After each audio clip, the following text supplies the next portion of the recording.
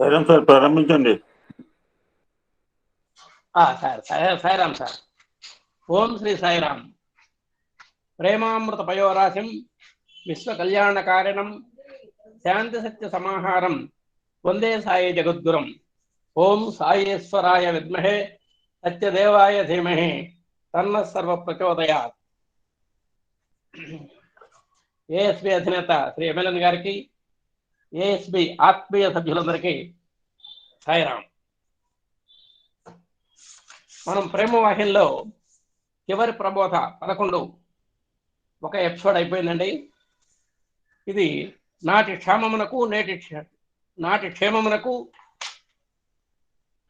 క్షేమమునకు పెద్దలను వారి ప్రవర్తనయే కారణము అనే దాంట్లో మన గౌరవనీయులు మన శంకర సరస్వతి గారు, తర్వాత మన ఆత్మీయులు ఎమ్మెల్యన్ గారు యొక్క విశ్లేషణ చేయడం జరిగింది.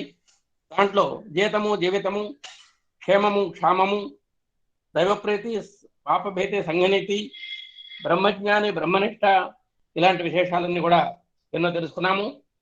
వాటికి పూరకంగా 2వ ఎపిసోడ్లో మనం ప్రయాణం చేస్తున్నాం.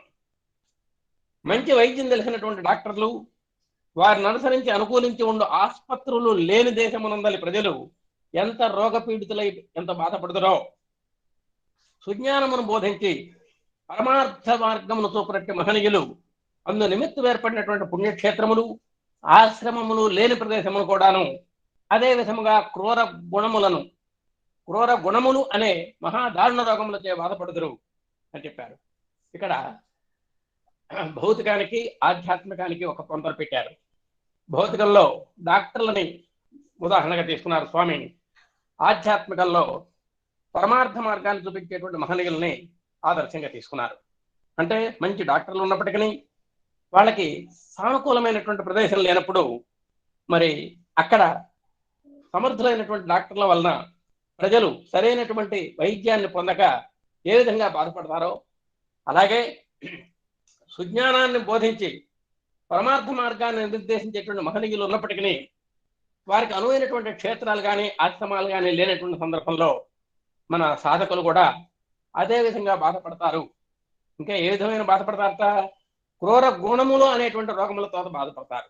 వారు భౌతిక రోగాలతో బాధపడితే డాక్టర్ గారి వల్ల, వీరు మహనీయుల వల్ల యొక్క బోధలు అందక వాళ్ళ దుర్గుణాలు పెరిగి క్రూర గుణములు అనేటువంటి మహాదారుణమైనటువంటి రోగాలతో వాళ్ళు బాధపడుతూ ఉంటారు. అయితే ఆ డాక్టర్లు కానివ్వండి, ఈ మహనీయులు కానివ్వండి, యథార్థ జ్ఞానాన్ని తెలుసుకొని సర్వశాస్త్ర రహస్యముల యొక్క సారాన్ని తెలిసినటువంటి అనుష్ఠాన పరులై కనుక ఉన్నట్టయితే, అలాంటి మహనీయులు ఉన్నట్టయితే ఇట్టి దారుణ గుణములు మనకు కలగవు. అంటే అంత ప్రతికూలమైనటువంటి పరిస్థితుల్లో కూడా వాళ్ళ యొక్క నిష్ఠా సంపన్నత కనుక బాగా పరిఢవిల్లుస్తున్నట్టయితే, అంటే ఆ మహనీయులు కనుక నిష్ఠా పరాయణులై ఉన్నట్టయితే ఇలాంటి మనకు కలిగేటువంటి దారుణ గుణాలు కలగవు. ఒకవేళ కలిగినా అవి అణగారిపోతూ ఉంటాయి అని చెప్పారు. అసలు లోకంలో అట్టి మహనీయుల యొక్క అసలు అంత శక్తి ఎట్లా వచ్చింది వాళ్ళకి? ఒక సమాజాన్ని కూడా పూర్తిగా మార్చగలిగినటువంటి శక్తి ఆ మహనీయులకి ఎలా వచ్చింది అనేటువంటిది మనం ఆలోచిస్తే, అట్టి మహనీయుల యొక్క మహా తపశ్శక్తి, వాళ్ళు ఎంతో తపస్సంపన్నులు, వాళ్ళ యొక్క తపశ్శక్తి సాధనా బలం వల్లనే లోకరికైనా పడుతున్నది. కాబట్టి కాస్త కోస్త మనం ఇంతవరకు క్షేమంగా ఉన్నాం, సుఖ సంతోషాలతో ఉన్నామంటే ఆ మహనీయుల యొక్క తపశ్శక్తి సాధనా బలమే కారణము అనేటువంటిది మనం గుర్తుపెట్టుకోవాలి. అట్టి మహనీయుల యొక్క తపశ్శక్తి సాధనా బలం వల్లనే లోకం ఇంతవరకైనా శాంతించి సుఖపడుతోంది. మహనీయులు వారికి వారు ఆనందమును అనుభవించటే కాక అనుభవించిన ఆనందమును అందరికీ పంచి పెట్టవలెను. అయితే తనకు తాను అనుభవించక మునిపే, రుచి తెలియక మునిపే తన బుద్ధి బలహీనత చేత పేరు ప్రతిష్టలకు ఆశపడి అధోగతి పాల్గొతున్నారు. ఇదే ఇప్పటి పెద్దల యొక్క మనోదౌర్బల్యము. ఇప్పటి సాధువులు పెద్దలు ఆ యథార్థమును తెలుసుకొని మెలగకుండుటే నేటి క్షామమునకు కారణము. ఇక్కడ చిన్న విషయం చెప్పారండి. అలాంటి మహనీయులు, తపశక్తి సాధనా బలం కలిగినటువంటి మహనీయులు ఆనందాన్ని వాళ్ళు స్వయంగా అనుభవించి ఆ బాగా పెంచుకున్నటువంటి ఆనందాన్ని అందరికీ పంచిపెట్టడం అనేటువంటిది వాళ్ళకి ఆనవాయితీగా వస్తుంది. అయితే మనం కొంతమంది ప్రబుద్ధులు ఇప్పుడు ఏం చేస్తున్నారంటే, ఒక ట్యాక్ పీస్ పట్టుకోగానే టీచర్ అవుదామని, ఒక కత్తెర పట్టుకోగానే టైలర్ అవుదామని, ఒక నాగలి పట్టుకోగానే రైతు అవుదామని, ఒక కాషాయ వస్త్రం కట్టుకోగానే సన్యాసి అవుదాం అనేటువంటి ప్రలోభం చేత కట్టుకోగానే అవుతాడండి. చాటి కట్టగానే సన్యాసి కాడురా, కలము పట్టగానే కవిశేఖరుడు కాదు, గద్దెనెక్కగానే పెద్దగాడు, చాటి కట్టగానే సన్యాసి కాడురా విశ్వదాభిరామన్నారు. అంటే ఆ విధంగా ఊరికే దాంట్లో ప్రవేశించిన అన్నాడే మనకు ఎట్లా అనుభవం వస్తుంది? రాదు. కాబట్టి ఇప్పుడు ఈనాటి యొక్క పరిస్థితి ఎట్లా ఉందంటే, అలాంటి స్థానాల్లో ఉండి వాళ్ళు ఏమాత్రము అనుభవం తెలియకముందే, దాని యొక్క రుచి పాకం తెలియకముందే వాళ్ళ యొక్క బుద్ధిహీనత చేత పేరు ప్రతిష్టల కోసం బాగా ప్రాకులాడి అధోగతి పాలవుతున్నారు. ఇదే ఇప్పటి పెద్దల యొక్క మనో దౌర్బల్యము. ఆనాటి పెద్దల యొక్క మనస్తత్వానికి ఈనాటి యొక్క పెద్దల యొక్క మనస్తత్వానికి ఈ తేడాన్ని మనం గమనించాలి. ఇలాంటి సాధువులు, ఇప్పుడు సాధువులు పెద్దల ఆ యథార్థాన్ని తెలుసుకొని మెలగకుండా ఉండటమే నేటి క్షామానికి కారణము అని చెప్పడం జరిగింది. అలాంటి పవిత్ర సారాన్ని అనుభవించాలి. ఎలాంటి ఆ నిష్ఠాగరిష్ఠులైనటువంటి మహనీయుల యొక్క తపస్సంపన్నత, సాధనా బలము కలిగినటువంటి ఆ మహనీయుల యొక్క ఏదైతే అనుభవ సారం ఉందో ఆ సారాన్ని మనం అనుభవించాలి. స్వార్థత్వాన్ని పరిత్యజించాలి. ఎలాంటి స్వార్థం ఉండకూడదు. పరోపకారానికి పాటుపడాలి. ఏమాత్రం అయినా సరే అవకాశం ఉన్నా కూడా మనం పరోపకారం చేయాల్సిందే. ఆశించవలను. స్వామివారు దీన్నే మనకు చిన్న మాటల్లో చెప్పారు. చేజే దుర్జన సంసర్గం, భజ సాధు సమాగమం, కురుపుణ్య మహోరాత్రం, స్మరణిత్యమనిత్యతామని కూడా మనం చెప్పడం జరిగింది. కాబట్టి ఆ మహనీయుల యొక్క అనుభవ సారాన్ని మనం పంచుకోవాలి. ఎలాంటి స్వార్థ త్యాగం చేయాలి.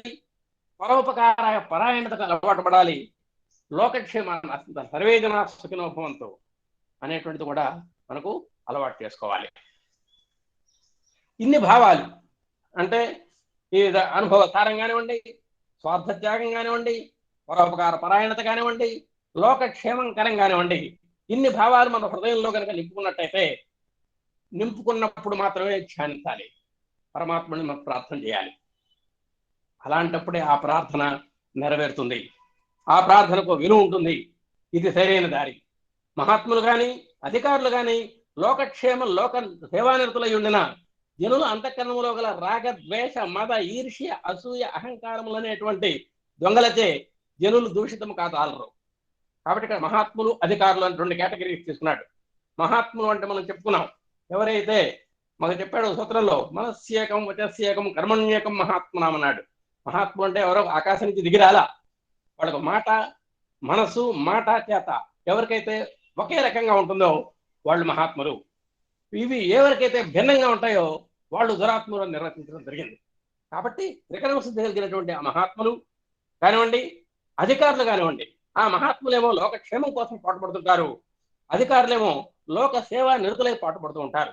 అలాంటి పాటుపడేటువంటి సందర్భంలో జనులో అంటే అలాంటి పరిపాలనలో ఉన్నటువంటి జనుల యొక్క మనస్సులో ఎట్లా ఉంటుందంటే, రాగం కానీ, ద్వేషం కానీ, మదం కానీ, ఈర్ష్య కానీ, అసూయ కానీ, అహంకారం అనేటువంటి దొంగలు ఉన్నాయి మనలో, మన జనాళిలో ఉన్నాయి. ఆ జనాళిలో ఉన్నటువంటి ఆ దొంగల చేత మనం దూషితులం. అంటే ఇవన్నీ కూడా అలాంటి మహనీయుల యొక్క దిశానిర్దేశంలో, అలాంటి మహాత్ముల యొక్క, అలాంటి అధికారుల యొక్క పరిపాలనా సామర్థ్యం వల్ల ఒకవేళ జనుల యొక్క అంతఃకరణలో రాగ, ద్వేష, మద, ఈర్ష్య, అసూయ, అహంకారాలు ఉన్నప్పటికీ అవి వాటికి మనం లోను కాదాలము. మరి ఏ లక్షణాలు కావాలండి? అవి వద్దు, అక్కర్లేదు. ఏ లక్షణాలు కావాలి అంటే దైవ ధనం కావాలి అన్నాడు, దైవీ గుణాలు కావాలి అన్నాడు. ఏమిటా దైవీ గుణాలను ఆలోచిస్తే, మానవుల యొక్క ధర్మము, దయ, సత్య, ప్రేమ, జ్ఞాన, విజ్ఞానములు అనేటువంటి దైవ ధర్మలకు హాని కలగదు. మనలో స్వతహాగా ఉన్నాయి. అలాంటి భావాలను మనం రూపుమాపుకొని ఇలాంటి దైవీ భావాలను మనం పెంపొందించుకోవాల్సిన అవసరం ఉంది. అదే ధర్మము, దయ, సత్యము, ప్రేమ, జ్ఞానము అంటే ఎరుక, విజ్ఞానము, అనుభవ సారము, ఇవన్నీ కూడా మనం దైవధనాలుగా మనం భావించి మనం పెంపొందించుకోవాలి.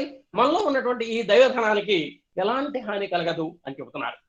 బాహ్య శత్రువులను మాత్రమే పోలీసులు, ప్రభుత్వము నివారించరే కానీ అంతఃశత్రువులను అనంత శక్తి ఇద్దరికీ లేదు. పోలీస్ డిపార్ట్మెంట్ ఉంది.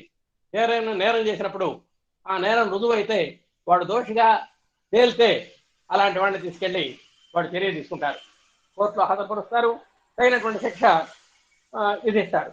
అలాగే ప్రభుత్వం ఉంది, ఒక మీరు ఐటీ కట్టకపోయినా, ఇంటి పన్ను కట్టకపోయినా, నీటి పన్ను కట్టకపోయినా, ఒకవేళ మీరు ఆధార్ కార్డులు, పాన్ కార్డులు వగైరాలు మీరు సకాలంలో తీసుకోకపోయినా దానివల్ల తగినటువంటి లాభాలు వనగొండవదు. ఇవి ఉంటేనే మీకు లాభాలు కలుగుతాయి అనేటువంటి ఒక మార్గదర్శక సూత్రాలు ఏర్పరిచి అటు మరి ఆ పోలీసులేమో దుర్మార్గాన్ని అరికడతారు, ఈ ప్రభుత్వం ఏమో మనకు భాష్యంగా కనబడేటువంటి ఒక నియమ నిబంధనలు పెట్టి మరి చక్కని పరిపాలన అందించడానికి చూస్తుంది. అంటే వీళ్ళు బాహ్య శత్రువుల్ని, అంటే ప్రభుత్వానికి వ్యతిరేకంగా నడిచే వాళ్ళని ప్రభుత్వం అరికడుతుంది, మరి దౌర్జన్యకాండకు పూనుకునేటువంటి వాళ్ళని పోలీస్ డిపార్ట్మెంట్ అరికడుతుంది. ఇదంతా కూడా బాహ్యంగా కనబడుతున్నటువంటి శత్రువులను మాత్రమే కంట్రోల్ చేయగలరు, కానీ మీలో ఉన్నటువంటి అంతఃశత్రువులను అణుత శక్తి ఇద్దరికీ లేదు.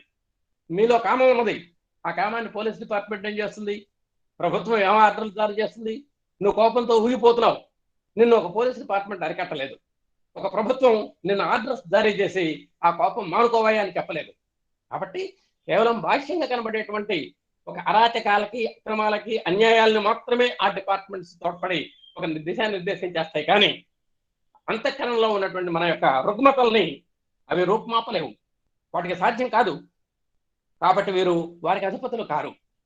ఈ పోలీసులు, ఈ అధికారులు అనేటువంటిది మన అంతఃకరణలో ఉన్నటువంటి భావజాలానికి వాళ్ళు సరైనటువంటి అధిపతులు కారు, మహనీయులు సద్బోధనల చేత. కాబట్టి ఈ పరిస్థితి నుంచి మనం ఒడ్డున పడాలంటే ఏం చేయాలి? మహాత్ముల యొక్క సద్బోధనలు, మహనీయుల యొక్క మంచి బోధనలు కావాలి.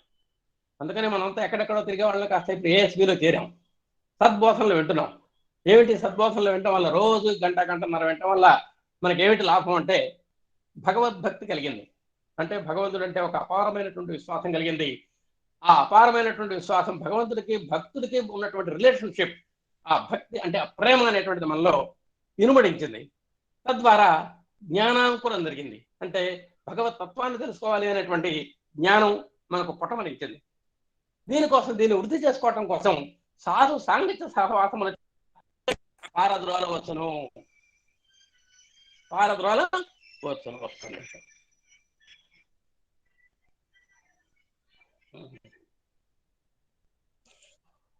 కాబట్టి మహనీయుల యొక్క సద్బోధనల చేత భగవద్భక్తి, తద్వారా జ్ఞానము, తద్వారా సాధు సాంగత్య సహవాసము, ఇవన్నీ జన్ముల యొక్క అంతరంగంలో ప్రవేశించి అరిషడ్వర్గాలను మనం పారద్రోలవచ్చును.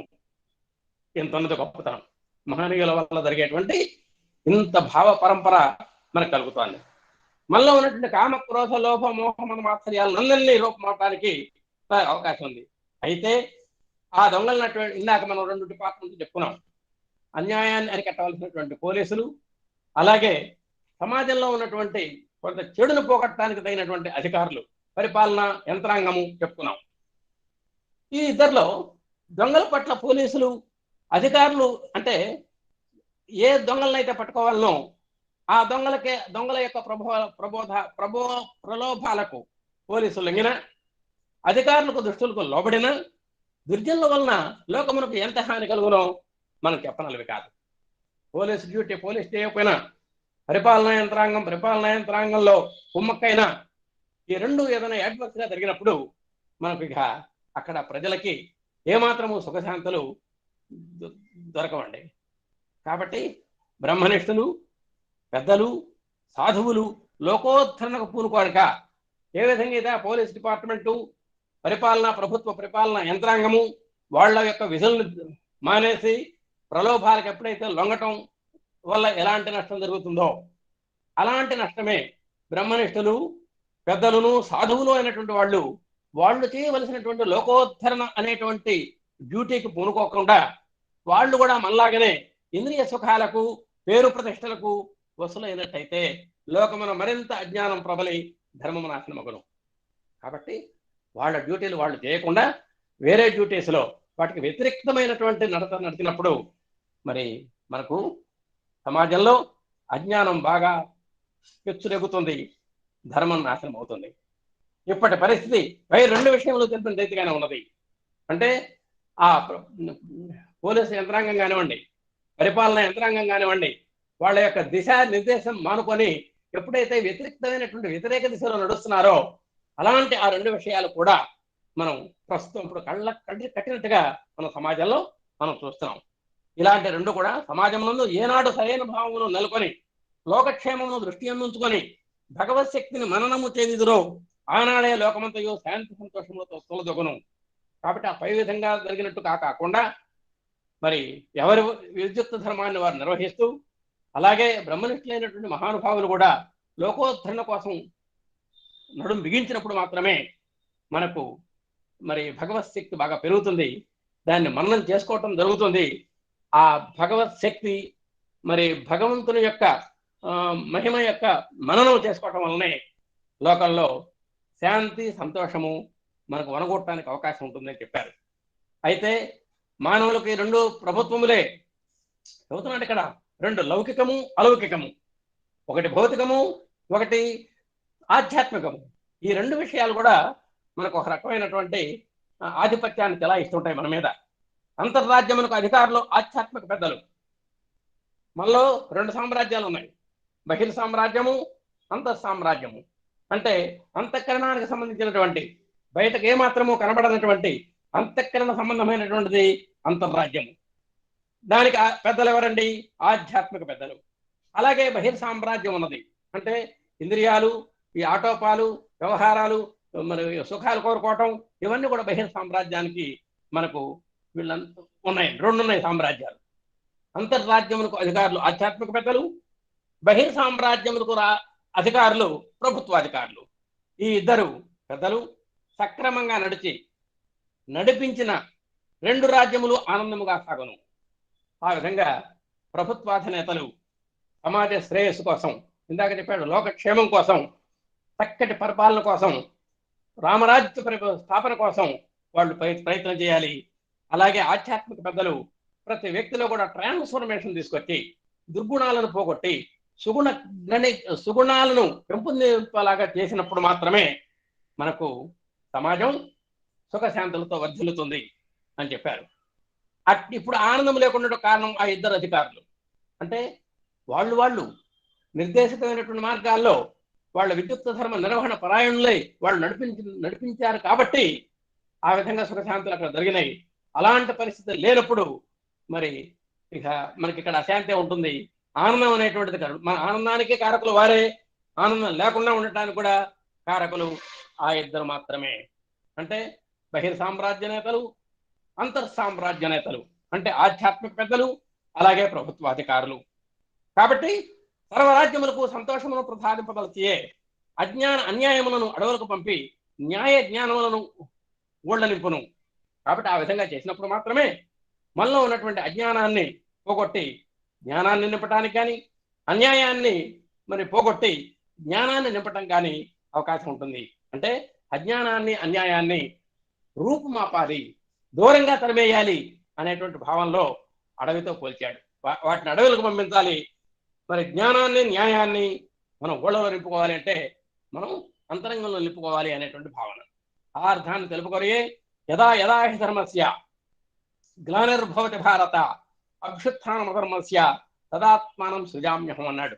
ఓ అర్జున, ఎప్పుడెప్పుడైతే ధర్మానికి గ్లాని కలుగుతుందో, అధర్మం పెచ్చు మీరిపోతుందో, అలాంటి సమయాల్లో నాకు నేనుగా భూమిపై అవతరిస్తాను అనేటువంటి భగవంతుని యొక్క ప్రామాణికమైనటువంటి వాక్యం ఇప్పుడు మనం ఈ సందర్భంలో దానికి కరెక్ట్గా సరిపోతుంది. అసలు భగవానుడు రావడానికి సైతము మహనీయుల ప్రార్థనలే కారణము.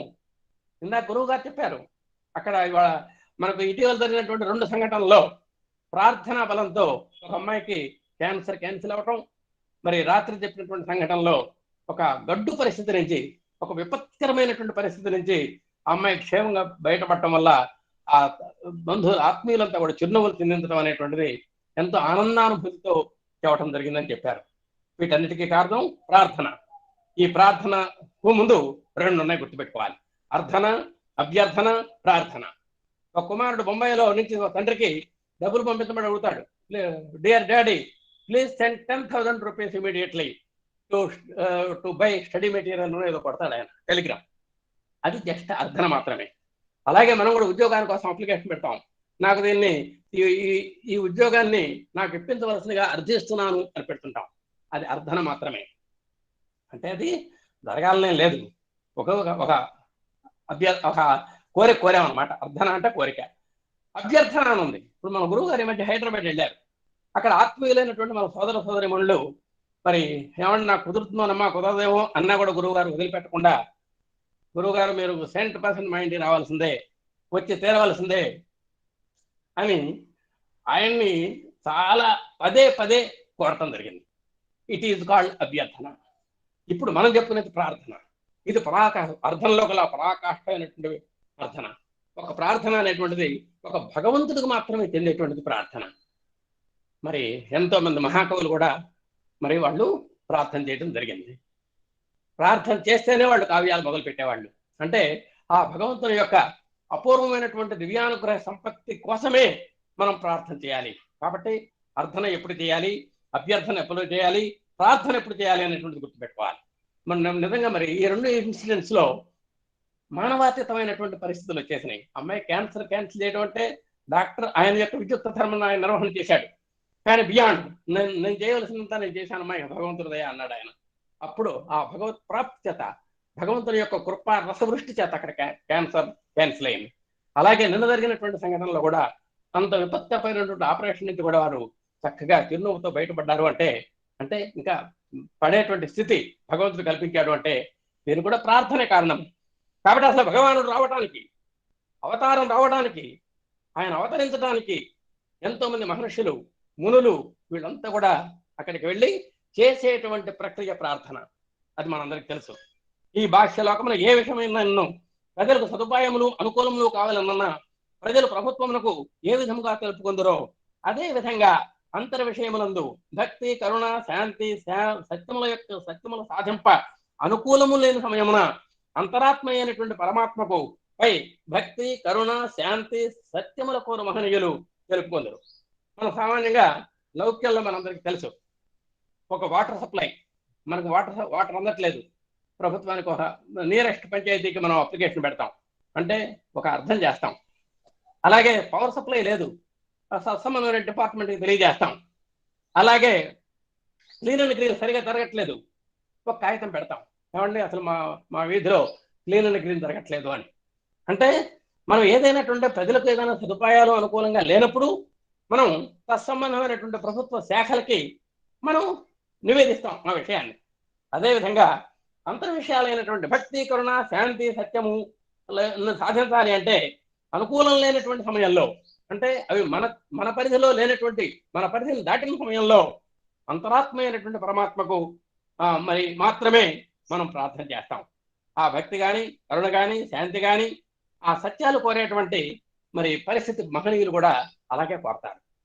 అంటే మనం ఒక సామాన్యమైనటువంటి కోరికల కోసం ప్రభుత్వాన్ని ఏ విధంగా ఆశిస్తామో, అసాధారణమైనటువంటి ఇలాంటి అసాధారణమైనటువంటి గుణాల కోసం, అలాంటి గుణ సంపత్తి కోసం మన మహనీయులు ఎవరిని కోరతారు అంటే భగవంతుని మాత్రమే ప్రార్థిస్తారు. ఇప్పుడు వారి ప్రార్థనలు ఆలకించి లోకములకు భగవంతుడే వచ్చి ప్రసాదిస్తుండను. అలాగే ప్రతి అవతారంలో కూడా స్వామి ఇదిగో ఈ రాక్షసుల నుంచి మమ్మల్ని రాక్షసుల బారి నుంచి మమ్మల్ని రక్షించు, ఈ నరకాసురుని వల్ల మాకు ఇడువు ఉన్నాయి, మమ్మల్ని కాపాడు, ఈ హిరణ్యకశిపుడి యొక్క బాధలు పడుతున్నాం వాడిని కాపాడు, అలాగే ఈ కీచకుడి నుంచి కాపాడు. ఇలాంటి అంటే ఇవన్నీ కూడా అంటే ఈ నరకాసురుడు కానివ్వండి, హిరణ్యాక్షుడు కానివ్వండి, ఇలాంటి పెద్ద పెద్ద పెద్ద రాక్షసులు మనందరికీ తెలుసు. అలాంటి రాక్షసుల నుంచి, ఆ ఉపద్రవాల నుంచి కాపాడటం కోసమే మనం ప్రార్థనలు చేయడము, మన మునులు కానీ మహర్షులు కానీ వాటిని ఆలకించి ఆ అవతార పురుషుడు అవతరించడం అనేటువంటిది మనకు జరిగింది. ఈ విషయం సర్వులకు తెలిసిన విషయమే. అసలు రామకృష్ణాది అవతారాలు ఇట్ట ప్రార్థనలు వెలియే అవతరించారు కదా.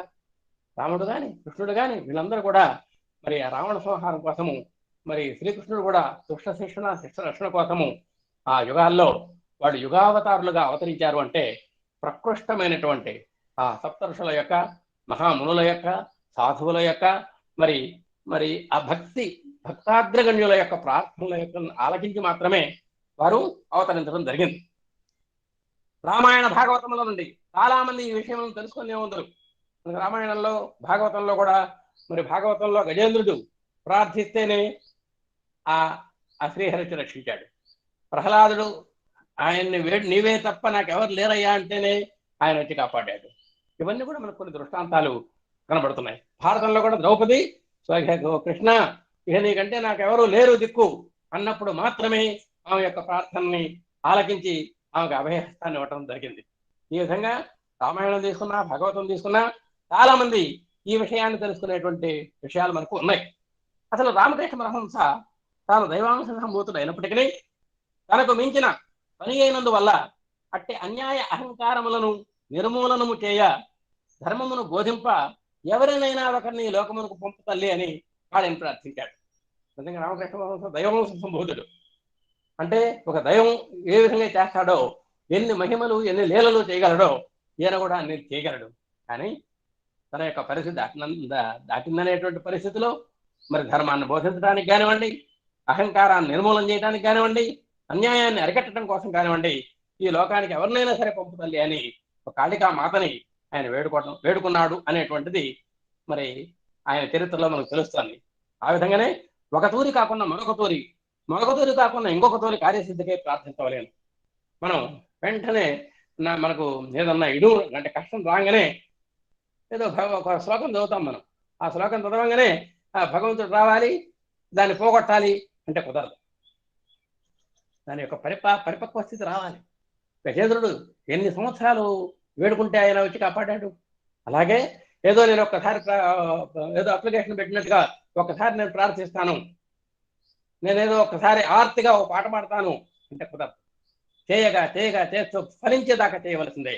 మన ఎమ్మెల్యే స్వామి వారు కూడా ఒక సందర్భంలో చెప్పడం జరిగింది. ఆయనకి ఇంటర్మీడియట్లో చేరితే మొత్తం 5-6 సంవత్సరాల తర్వాత పాత పూర్వ విద్యార్థులందరూ పాడేటువంటి అవకాశం వచ్చినప్పుడు ఆయనకి ఒక 6 సంవత్సరాల తర్వాత, అంటే ప్రార్థించగా ఆయన 6 సంవత్సరాలు ప్రార్థిస్తే స్వామివారి ఎదుట కూర్చొని పాట పాడేటువంటి అవకాశం దొరికిందని ఆయన సవినయంగా చెప్పుకోవడం జరిగింది. కాబట్టి ఆ ప్రార్థనకి అంత నిగూఢమైనటువంటి చరిత్ర ఉంది. కాబట్టి ఒకసారి ప్రార్థించగానే మనకు పని అవ్వలేదు అంటే కుదరదు. ఇంకోసారి ప్రార్థించాలి. అప్పుడు కాలేదు, మళ్ళా ప్రార్థించాలి. నిరంతరం ప్రార్థిస్తూనే ఉండాలి. ఈ ప్రార్థన అనేటువంటి దానికి ఒక ఎండింగ్ అనేటువంటిది లేదు. ఏదో బాహ్య ప్రపంచమునందే ప్రభుత్వమును ఎన్నో పర్యాయాలు ప్రజల కార్యము నిమిత్తము మిగిలిన ఎంతో కష్టముగా కానీ ఆ పని లభించదు. మనం అందాక దేనికంటే ఒక ఆఫీస్లో మనకు పని కావాలి, దానికి ఎన్నిసార్లు తిరుగుతామో మనం లెక్క పెట్టుకోలేము. అన్నిసార్లు తిరిగితేనే ఒక సామాన్యంగా ఒక నియమ నిబంధనలు కలిగినటువంటి పద్ధతి కలిగినటువంటి శాఖల్లోనే మనకు పనులు జరగట్లేదు. ఇంకా మనకు దేవుడిని ప్రార్థించగల పర్యటన జరుగుతుందండి. ఒక సామాన్య కార్యాలయంలోనే మన పని జరగకపోతుంటే 5-6 నెలలైనా మరి మనం ఒక్కసారి ఆత్మీయంగా ప్రార్థించగానే దేవుడు రావాలి, మన యొక్క కోరిక తీర్చాలి అనేటువంటి దురాశ మనకు పట్టలేదు. నిరంతరం ప్రార్థిస్తుండాల్సిందే. ఇక గోచరము గాని ఆత్మ మరలతో యథార్థం ఎట్లు తెలియను. గోచరం అయ్యేటువంటి పరిస్థితులతో ఎట్లా ఉందే మనకు, ఈ అగోచరమైనటువంటి ఆత్మ మొరలతో అంటే మన ఆత్మ సంబంధం ఆత్మీయమైనటువంటి ప్రార్థనలు చేస్తూ ఉంటాం మనం. వాటి యొక్క యథార్థం ఎట్లా తెలుస్తుంది మనకు తెలియదు.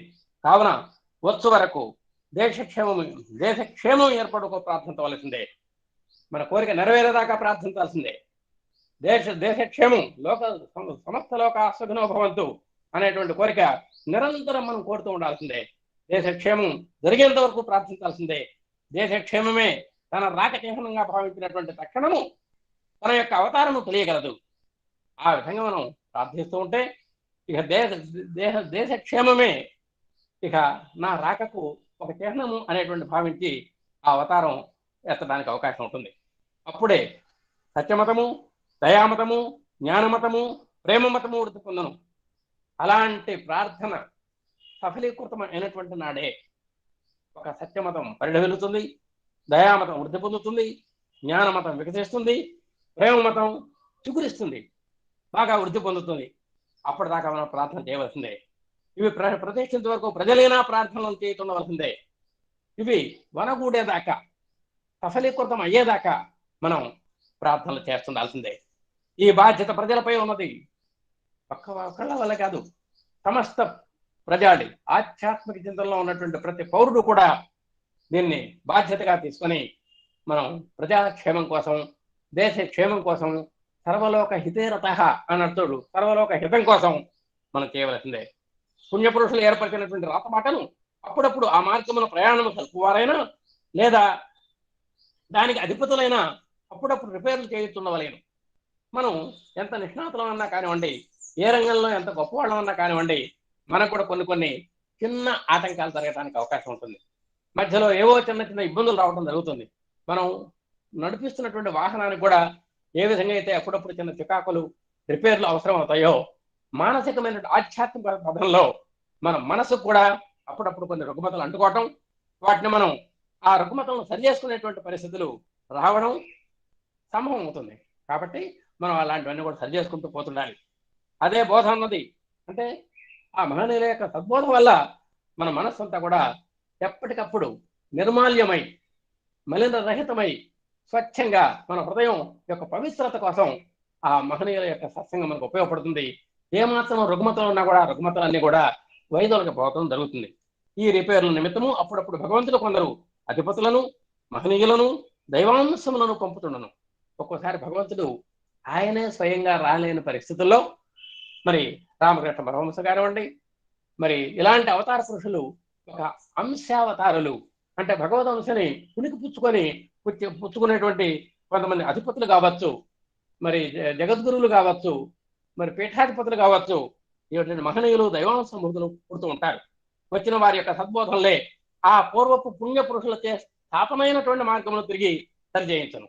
కాబట్టి భగవంతుడు వాళ్ళ ద్వారా, వాళ్ళ యొక్క సద్బోధనల ద్వారా మనకు మళ్ళా మరుగున పడినటువంటి ఆ భావాల్ని తిరగతోడి మనలో ఉన్నటువంటి రుగ్మతలను పోగొట్టి మళ్ళా రీఛార్జ్ చేసి మనల్ని అందరినీ కూడా మనం ఆ సాధనా మార్గం వైపు మళ్ళా పురోగమింపజేసేటువంటి అద్భుతమైనటువంటి ప్రక్రియ ఆ స్వామి ఆ అంశావతారాల ద్వారా చేస్తుంటారు. ఈ రీతిగా దైవ సంకల్పము, సాధువుల యొక్క ప్రవర్తనలు, మహనీయుల సద్బోధనలు కాలక్రమంలో తప్పక చేసిన దేశక్షేమమునకు కొదివేయలేదు. కాబట్టి ఇక్కడ మనకు 3 చెప్పాడు. దైవ సంకల్పం ఒకటి కావాలండి, సాధువుల యొక్క సత్ప్రవర్తన నియమావళి, మహనీయుల యొక్క సద్బోధలు, ఇవన్నీ కూడా క్రమం తప్పకుండా చేయడం. ఈ 4 ప్రక్రియలు మనం చేసుకున్నట్టయితే మనం దేశక్షేమానికి ఎలాంటి పరిస్థితుల్లో ఇబ్బంది లేదు అనేటువంటిది ఇక్కడ మనకు చక్కగా తెలుస్తోంది. కానీ లోకపు ప్రజలందరూ ఒక తూరి ఇట్టి అశాంతి, అన్యాయ, అక్రమములను, అసత్యములను రూపుమాపి ప్రశాంతి, సత్య, ప్రేమ, అన్యోన్య ధర్మములు స్థాపించమని ప్రార్థించిన తప్పక బాగుపడగలరు.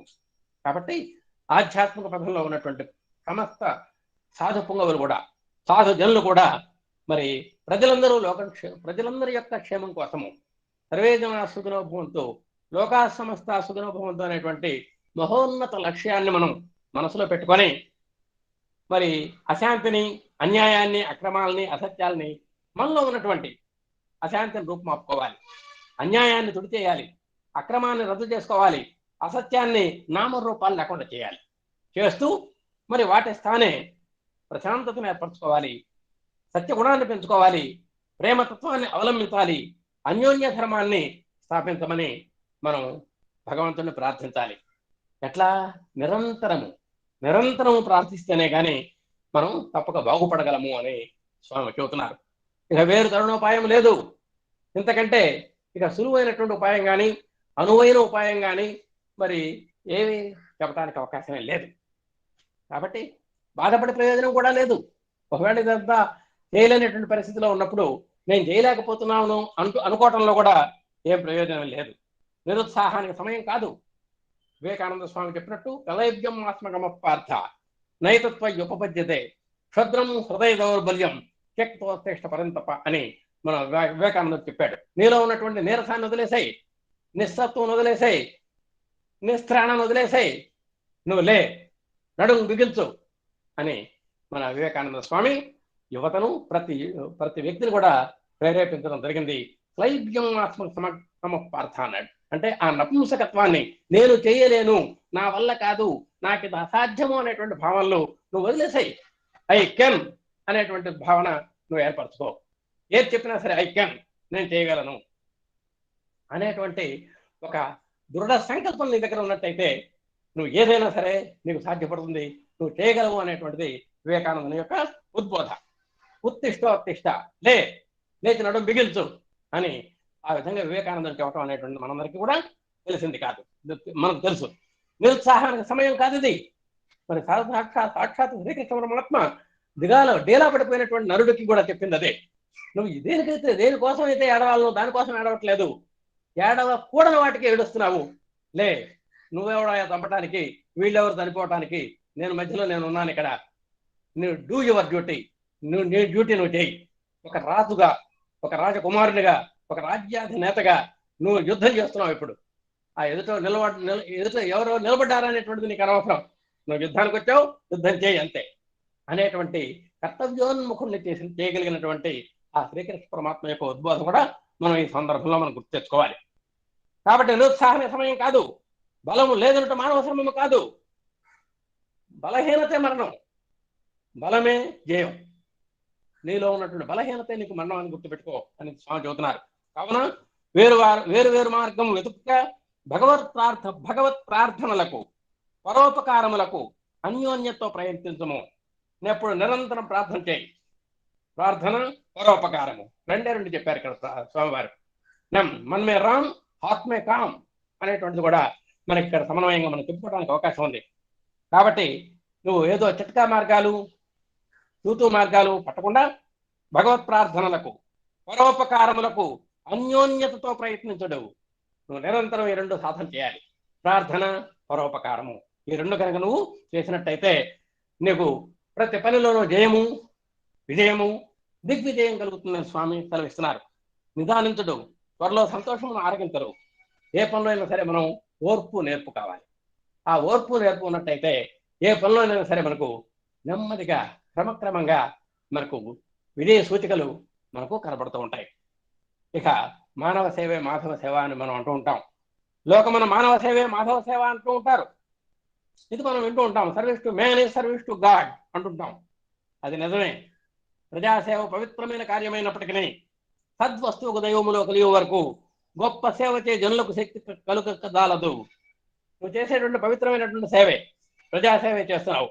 కానీ వస్తువు సద్వస్తువు అని ఇక్కడ చెప్పారు. వస్తువుకి 5 లక్షణాలు ఉన్నాయి. అస్థి, భాతి, ప్రియము, నామము, రూపము. ఈ 5 ఉన్నటువంటి దాన్ని వస్తువు అంటాం. అంటే జనరల్గా అది నశించిపోయేది అని అర్థం. ఎప్పుడైతే నామరూపాలు చేరినయో చివర ఆ నామరూపాలు కలిగినటువంటి వస్తువు అది ఏనాడైనా యదృశ్యం తన్నస్యం అని చెప్పాల్సిందే. కానీ సద్వస్తువు అంటే 3 లక్షణాలు ఉంటాయి. అస్థి, భాతి, ప్రియము. దీన్నే మనం సింపుల్గా పరమాత్మ అంటాం, ఆత్మ అంటాం. అలాంటి ఆత్మస్వరూపుడైనటువంటి దైవంలో ఏ సేవ చేసినా కూడా భగవంతునికి సంబంధించినటువంటి భావనతో చేయాలి, భగవత్ సంకల్పంతో చేయాలి, భగవద్ అర్పణంగా చేయాలి అని మనం చాలాసార్లు చెప్పుకుంటాం. కాబట్టి నువ్వు చేసేటువంటి ప్రజాసేవ పవిత్రమైనప్పటికీ అది సద్వస్తువైనటువంటి దైవంలో కలిగి వరకు, అంటే దైవీ భావన దాంతో సంతరించేలాగా, అంటే దైవార్పణ భావం, దైవ సమర్పణ భావం నీకు దాంట్లో కలిసే వరకు గొప్ప సేవ చే జనులకు శక్తి కలుగు రాలదు.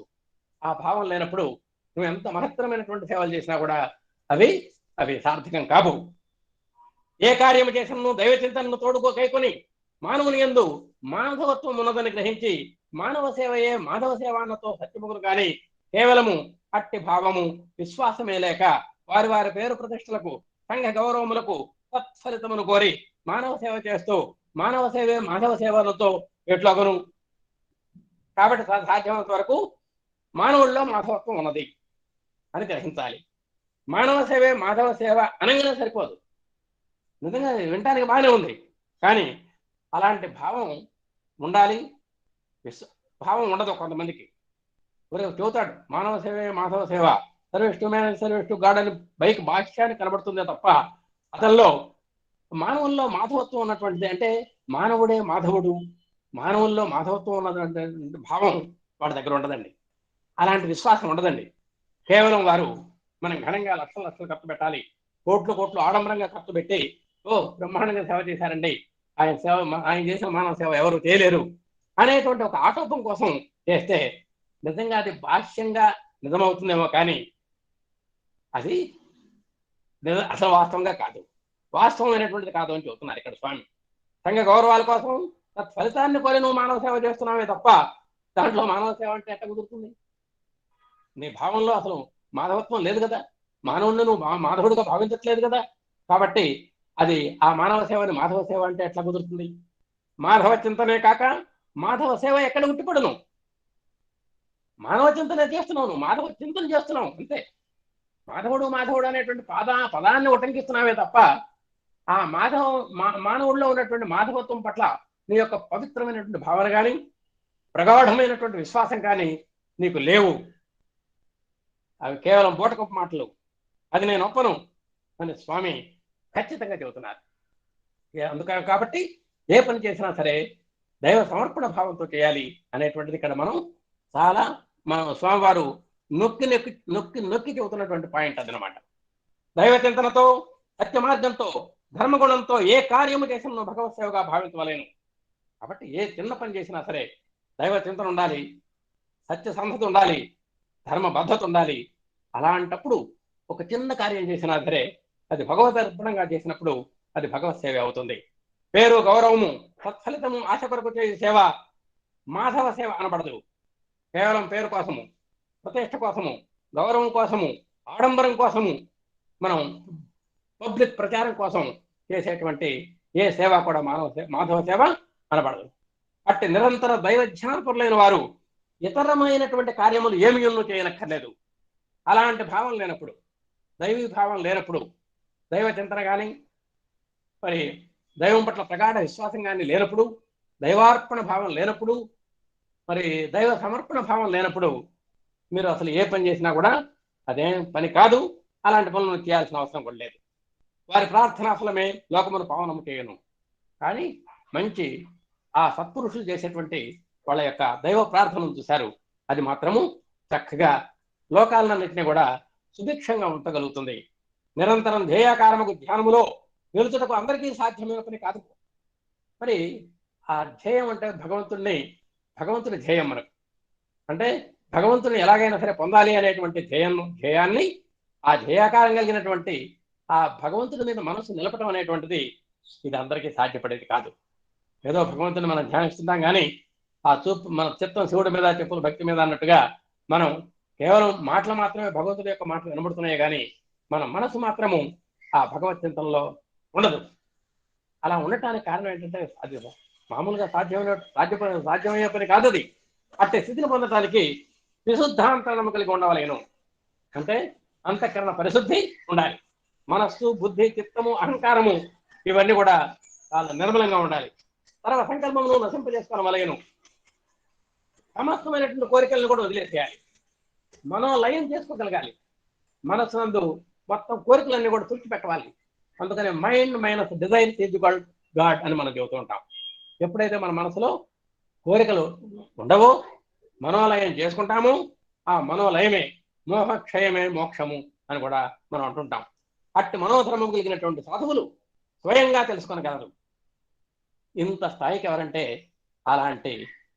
ఇలాంటి భావ పరంపర కలిగినటువంటి సాధువులు మాత్రమే ఆ స్థాయికి వెళ్ళగలుగుతారు. అంతే కానీ అందరికీ సాధ్యము కాదు. ఇది ఎవరికి పడితే వాళ్ళకి సాధ్యం కాదు. మనుష్యానాం శాస్త్రేషు కచ్చిత్ యతత్ సిద్ధయే యతతామపి సిద్ధానాం కచ్చిన్మాం వేత్తి తత్వతః అని శ్రీకృష్ణ పరమాత్మ అన్నాడు. 1,00,000 మంది నిలబెడితే 1,00,000 మందిలో ఒక్కడే ఉంటాటండి దేవుణ్ణి తలచేవాడు. అలాంటి దేవుణ్ణి తలచే వాళ్ళు 1,00,000 మళ్ళీ హాల్లో కూర్చోబెడితే అందుట్లో ఇంకొకరు ఆ దేవుడు అంటే ఏమిటి, దైవం అంటే ఏమిటి, దైవ తత్వాన్ని తెలుసుకునేవాడు వాళ్ళలో ఒకడు ఉంటాటండి.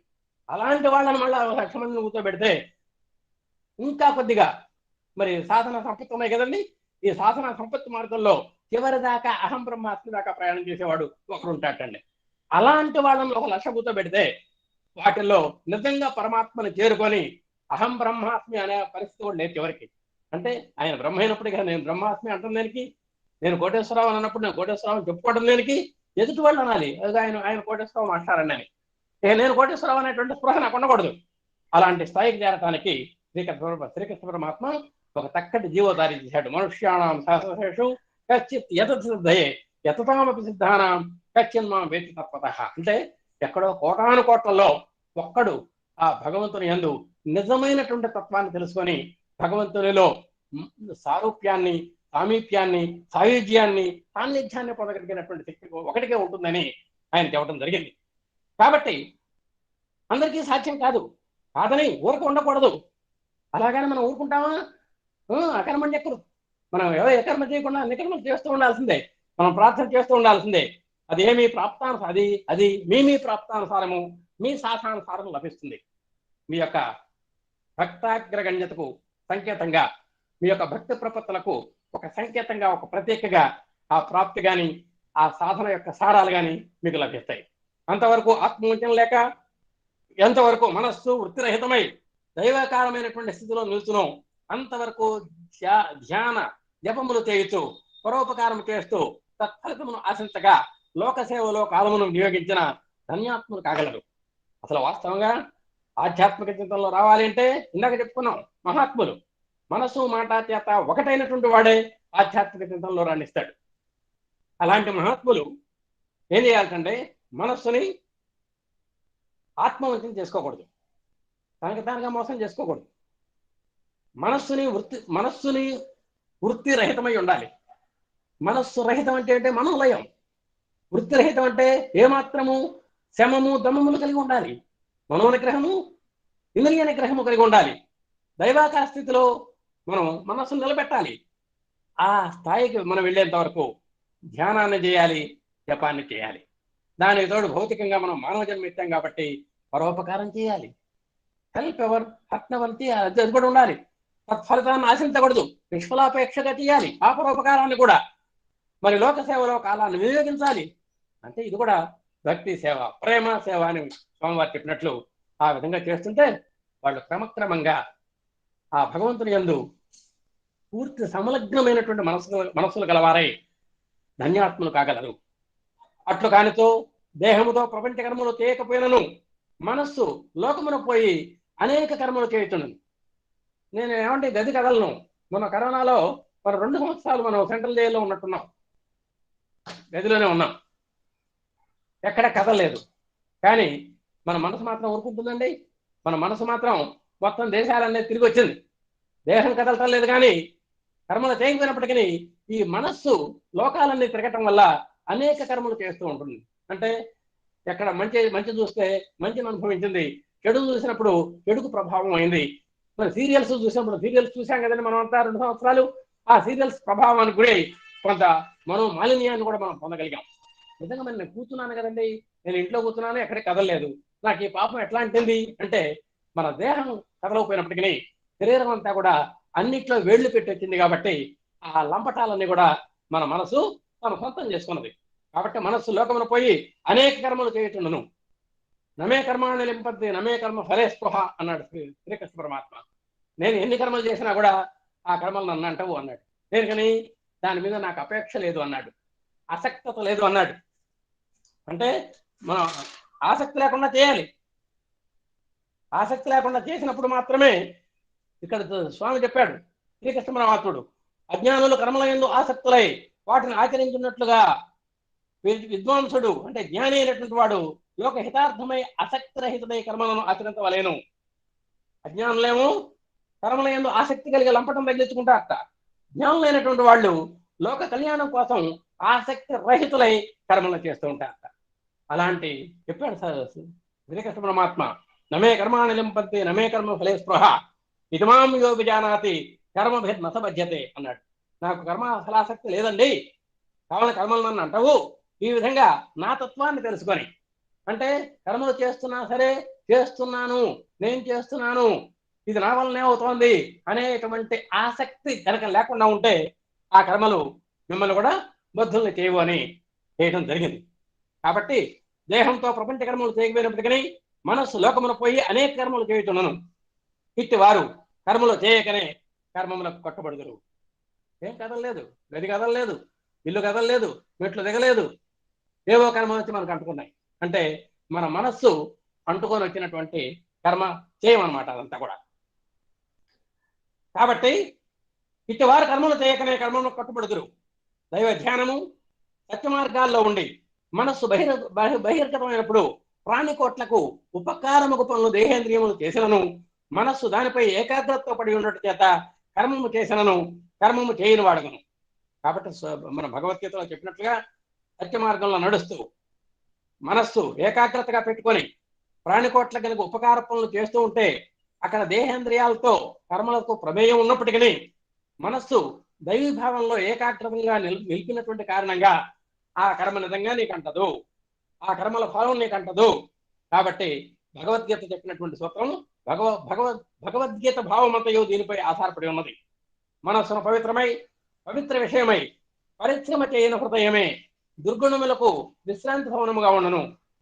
చూసారా, ఏ మనస్సు అయితే మరి పవిత్రమైనటువంటి విషయంలో ఏమాత్రము పవిత్రత ఉండదో ఆ పవిత్రత లేనటువంటి హృదయము, దయలేని హృదయము, నిర్మలము కాని హృదయము అది దుర్గుణాలకు ఒక గెస్ట్ హౌస్ లాగా ఉంటుందండి. అంటే దాంతో దుర్గుణాలు ఎప్పటికప్పుడు ప్రవేశిస్తూ ఉంటాయి.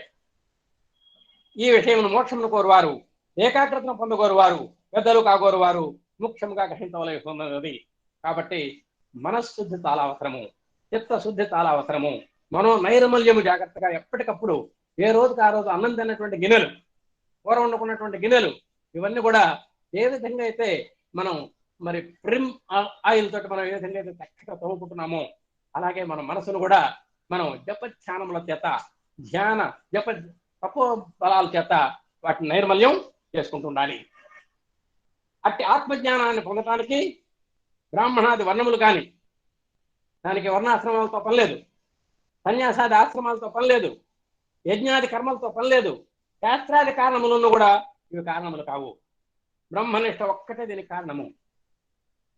అందుకనే ఉపనిషత్ వాక్యం ఎట్లా చెబుతోంది, నాశ్రమం కారణం ముక్తే దర్శనాన్ని నకారణం తథైవ సర్వకర్మాణి జ్ఞానమేవహి కారణం అని చక్కగా చెప్పింది.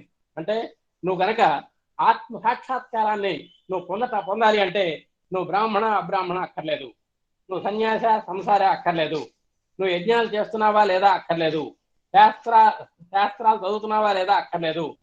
కాబట్టి బ్రహ్మనిష్ట ఒక్కటే కారణం. నన్ను మన టీచర్ గారు చెప్పారు, బ్రహ్మనిష్ట నియమాలన్నీ కూడా చెప్పడం జరిగింది. అలాంటి బ్రహ్మనిష్ట యందు మనం రతులమై ఉండాలి, బ్రహ్మనిష్ట గరిష్ఠులమై ఉండాలి. అందుకనే ఉపనిషత్ వాక్యం ఈ విధంగా చెప్పింది, అట్టి పరబ్రహ్మ యందు పరమాత్మ చంద్రకు కాల నియమము లేదు. చూసారా, అలాంటి పరబ్రహ్మ యొక్క పరమాత్మ చంద్రకు కాల నియమం లేదండి. పరమాత్మని ఏ కాలంలో కొలవాలి నియమం లేదు. పుణ్యదేశం ఎక్కడ కూర్చొని చేసుకోవచ్చు, పుణ్యస్థలం లేదు. ఏ కాలమందైనా ఏ స్థలమందైనా ఏ సమయమైనా సరే చిత్తము పరమాత్మ యందు రచించును. నీ యొక్క మనస్సు భగవంతుని యందు ఎప్పుడు చక్కగా లగ్నమవుతుందో అప్పుడు మనం భగవంతుని యొక్క ప్రార్థన చేయటమే. సర్వదా సర్వకాలేషు సర్వత్ర హరిచింతనం అని మనకు చెప్పినట్టుగా మనం ఏ సమయంలో చిత్తము పరమాత్మ యందు రమించును అంటే నీ యొక్క మనస్సు ఆ పవిత్రమైనటువంటి క్షణంలో ఎప్పుడు దైవంలో లగ్నం అవుతుందో అప్పుడు మనం ప్రార్థించడమే మన పని. అప్పుడు మనం భగవంతుని యందు రమించడమే మన యొక్క పని. ఎత్తట ఉన్నా సరే అతడినే చింతన చేయకుండా వచ్చను. నువ్వు రైల్లో కూర్చున్నావా, బస్సులో కూర్చున్నావా, విమానంలో ఉన్నావా అనేటువంటి అక్కర్లేదు. ఏ ప్రదేశమైనా సరే నువ్వు భగవద్ ధ్యానం చేసుకోవడానికి అవకాశం ఉంది. అదే చక్కగా ఇక్కడ చెప్పారండి. నకాల నియమం, కాల నియమం లేదు. ఎత్ర నదేశస్య, అది పుణ్యప్రదేశమా పుణ్యప్రదేశం అంటే పరిశుద్ధమైన ప్రదేశమా కాదా అక్కర్లేదు. స్థలస్య పుణ్యస్థలం కావక్కర్లేదు. ఎత్రాస్య రమతే చిత్రం, వీడికి ఎప్పుడైతే మనస్సు భగవంతుని యందు లగ్నం అవుతుందో, భగవద్రతి యందు లగ్నం అవుతుందో అప్పుడే తత్ర ధ్యానైన కేవలం, అప్పుడే ఆ ధ్యానం చేసుకోవచ్చు అని మనం చక్కగా శాస్త్రాలు చెబుతున్నాయి. ఇలాంటి విషయాల్లో పద్ధతిగా చెప్పినటువంటి సర్వనిష్ఠా గరిష్ఠులై హితులై అంతఃకరణ శుద్ధి కలిగినటువంటి వారి వల్ల లోకము క్షేపం కలుగును. ఇంత చెప్పినటువంటి ఈ నియమానుసారంగా ఎవరైతే నడుస్తారో అలాంటి నిష్ఠాగరిష్ఠులైనటువంటి వాళ్ళు, సర్వసార సహితులు, అంతఃకరణ శుద్ధి గల వాళ్ళు కనుక చేసేటువంటి ప్రార్థన అది లోకక్షేమాన్ని మనకు కలిగిస్తుంది. అట్టి వారి యొక్క అనుగ్రహములకు పాత్రలై వారి ప్రార్థనల వల్ల దేశక్షేమమును కోరి ఉన్న బాధలను పోగొట్ట యత్నించుటకు సర్వులు ఈ విషయం నుండి పరమాత్మని ప్రార్థనలు సల్పుదురుగాక.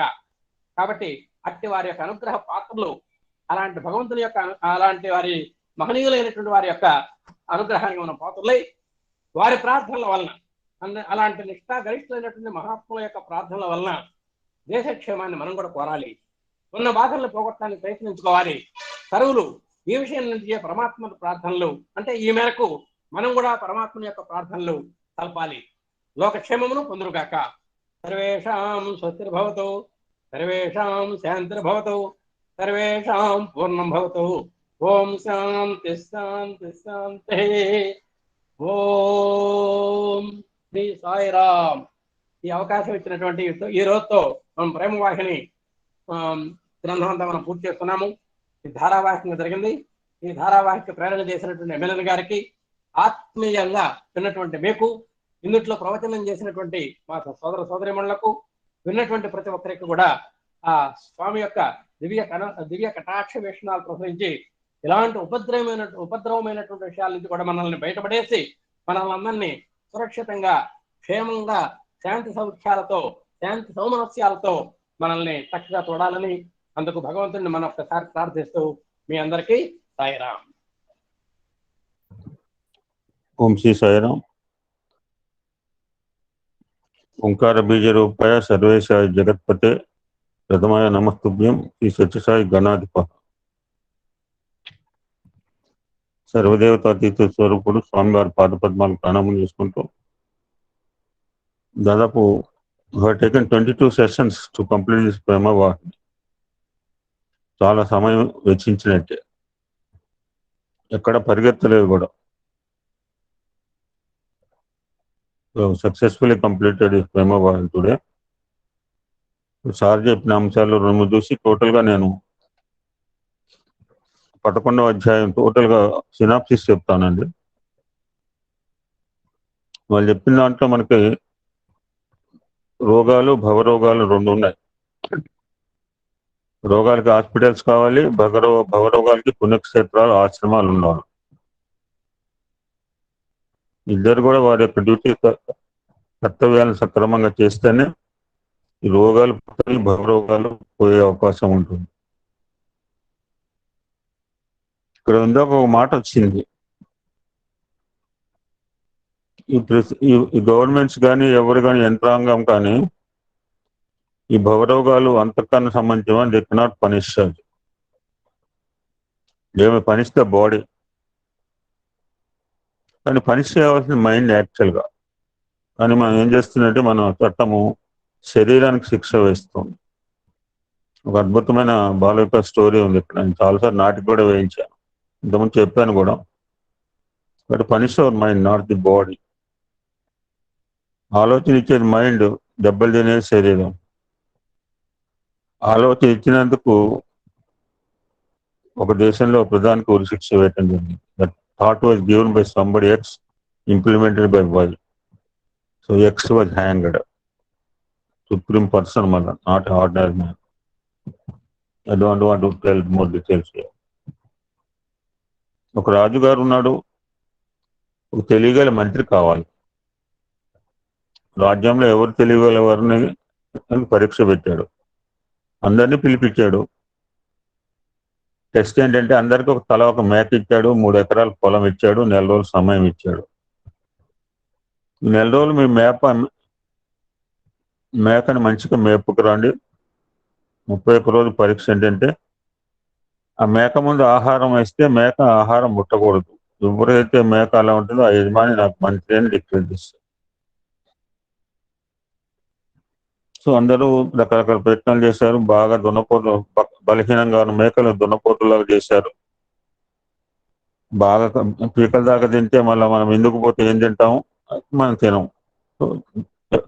ఎవరికి తోచిన విధంగా వాళ్ళు ప్రయత్నాలు చేశారు. పరీక్ష సమయం ఆసనమైంది. గ్రీన్ గ్రాస్ చూస్తే వదిలిపెడుతుందండి, మనం వదిలిపెట్టాం గ్రీన్ గ్రాస్ దొరికితే.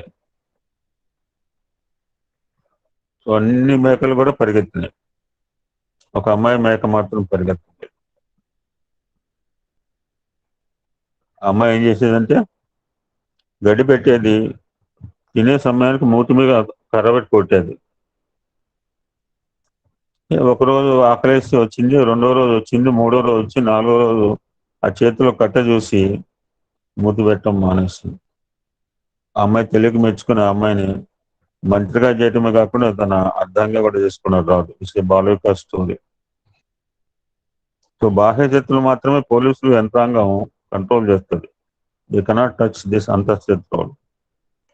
దానికి మన సాధన, మహనీయ సత్సాంగత్యము చాలా ముఖ్యం అన్నమాట. వారి గురించి ఆలోచించకుండా లోకహితంగా కోరుకునే వాళ్ళు నిజమైన మహనీయులు. ఎందుకంటే శరీర మాధ్యం కలుధర్మ సాధనం, ద ఎసెన్స్ ఆఫ్ 18 పురాణాస్, అష్టాదశ పురాణేషు వ్యాసస్య వచనద్వయం పరోపకార పుణ్యాయ పాపాయ పరపీడ. సో అధికారులు ఆధ్యాత్మికులు, బహిరాజ్యము అంతర్రాజ్యం, రెండు సమాజాలు మనకు చాలా క్లియర్గా తెలుసు, చూస్తూనే ఉన్నాం. ఇప్పుడు మనం గుర్తుగా ఏం చేయగలరు, సీయింగ్ ఎవ్రీడే. బయట ప్రభుత్వం ఉంది, లోపల ప్రభుత్వం ఉంది. ఎప్పుడైతే ఈ లోపల ప్రభుత్వానికి కంట్రోల్ పోతుందో దాని లోపల ప్రభుత్వాన్ని మరలా పునఃస్థానం చేయడానికి నేను అవతరిస్తాను అని భగవానుడు వాగ్దానం చేశాడు. మహనీయుల ప్రార్థనలే భగవంతుడి అవతారం. వాళ్ళు చాలా మంది అంటున్నారు సాయి రావాలంటే ప్రార్థన చేయాల్సింది, ఉత్తగా రాడు ఆయన. అప్పుడప్పుడు ఏం చేస్తాడంటే తనే రాడు, తన దూతలను పంపిస్తుంటాడు, సాధువులను పంపిస్తుంటాడు, సత్పురుషులను పంపిస్తుంటాడు. వాళ్ళు వచ్చి కొంత సెటరేట్ చేయడానికి ప్రయత్నం చేస్తారు, కానీ వాళ్ళ వల్ల పూర్తిగా కాదు. యావత్ మానవాళ్ళని ఉద్ధరించాలంటే కేవలం మొత్తం కృషిదే వస్తాడు. మనం చాలాసార్లు చెప్పుకున్నాం మనం, అయినా కానీ మళ్ళీ బుక్లో రాసుకున్నాం లాస్ట్ పేజ్లో. ఒక చిన్న ఇష్యూ గొడవ అయితే కానిస్టేబుల్ పంపిస్తాడు, కొంచెం పెద్ద గొడవ అయితే హెడ్ కానిస్టేబుల్ పంపిస్తాడు, ఇంకా పెద్ద అయితే ఏఎస్ఐ వస్తాడు, ఇంకా పెద్ద అయితే ఎస్ఐ వస్తాడు, 2 గ్రామాల మధ్య అయితే ఏఎస్పీ వస్తాడు, ఇంకా పెద్ద అయితే ఎస్పీ దిగుతాడు. దీనికి అక్బరు మనం బీర్బల్ కథ కూడా చెప్పుకుంటాం అన్నమాట, లెసన్ చెప్తాను అన్నమాట. భగవంతుడు ఎందుకు రావాలంటే లెసన్ చెప్తాడు. విహారయాత్ర పెట్టి ఒక పిల్లగాడు లాంటి బొమ్మను తయారు చేసి ఆడు పెడతాడు అనమాట. మంచిగా ఎంజాయ్ చేసే టైంలో ఆ బొమ్మ నీరులో పడేసాడు. రాజుగారు మీ పిల్లగాడు నీటిలో పడ్డాడు అనేప్పటికీ అటు ఇటు ఆలోచించగా నీటిలో దూతాడు రాజుగారు. అదేంటి రాజుగారు, నీ పక్కన అంతమంది మిలిటరీ ఉన్నారు, వాళ్ళందరూ వదిలేసి అంటే, మనంత నీటమణి ఉన్నాం కనుక నీటమణిగా రక్షించడానికి భగవంతుడు మాత్రమే వస్తుంటాడు. అది ఆయన ఇచ్చిన ఆపేయం. ఇక్కడ ఒక మాట చెప్పాడు ఇందాక, మన రామకృష్ణ పరమహంసలు చదువుకున్నప్పుడు ఆయన సాక్షాత్ దైవాంశ సంభూతుడు. ఆయన వల్ల కాక ఏం చేస్తాడంటే తన తల్లిని ప్రే చేసేవాడు, you should send some representative of you, that's why I'm messenger of God అన్నాడు, ఐఎమ్ సన్ ఆఫ్ గాడ్ అన్నాడు, నేను మా తండ్రి ఒకడే అన్నాడు. ముందు దూత అన్నాడు, మా తండ్రి దైవం అన్నాడు, తర్వాత నేను ఆ ఇద్దరు ఒకటే అని చెప్పాడు. అదే అనమాట, బుద్ధం శరణం గచ్చామి, సంఘం శరణం గచ్చామి, ధర్మం శరణం గచ్చామి అని. రామకృష్ణ పరమహంస వచ్చిన ఇంతమంది ఒకసారి నేను చెప్పాను మీకు.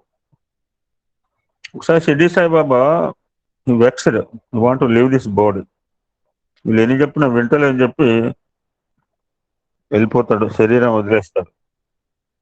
అదే టైంకి రామకృష్ణ పరమహంస కూడా అంత్యకాలం ఆశ్రమం. సో ఇద్దరు పిల్లలు కనుక ఏడిస్తే, ఏ పిల్లవాడు బాగా ఏడిస్తే వాళ్ళ దగ్గర తల్లిపోతుంటాం. ఈ Ramakrishna Paramahamsa cried and Shirdi Sai also cried. But Ramakrishna Paramahansa crying were more than the Shirdi Sai Baba. That's why accepted the crying of R.K. Paramahamsa, he had taken his life. But Shirdi Sai Baba చేయాల్సిన చాలా ఉన్నాక మళ్ళీ భూమికి వచ్చాడు. అద్భుతమైన narration ఇది, ఒక గ్రంథంలో ఉంటుందండి, అన్ని చోట్ల దొరకదు.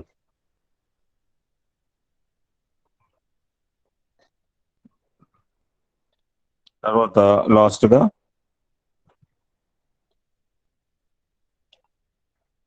వివేకానంద గురించి చెప్పారు. నేను అందుకని చెప్తాను, human body is not ordinary workshop.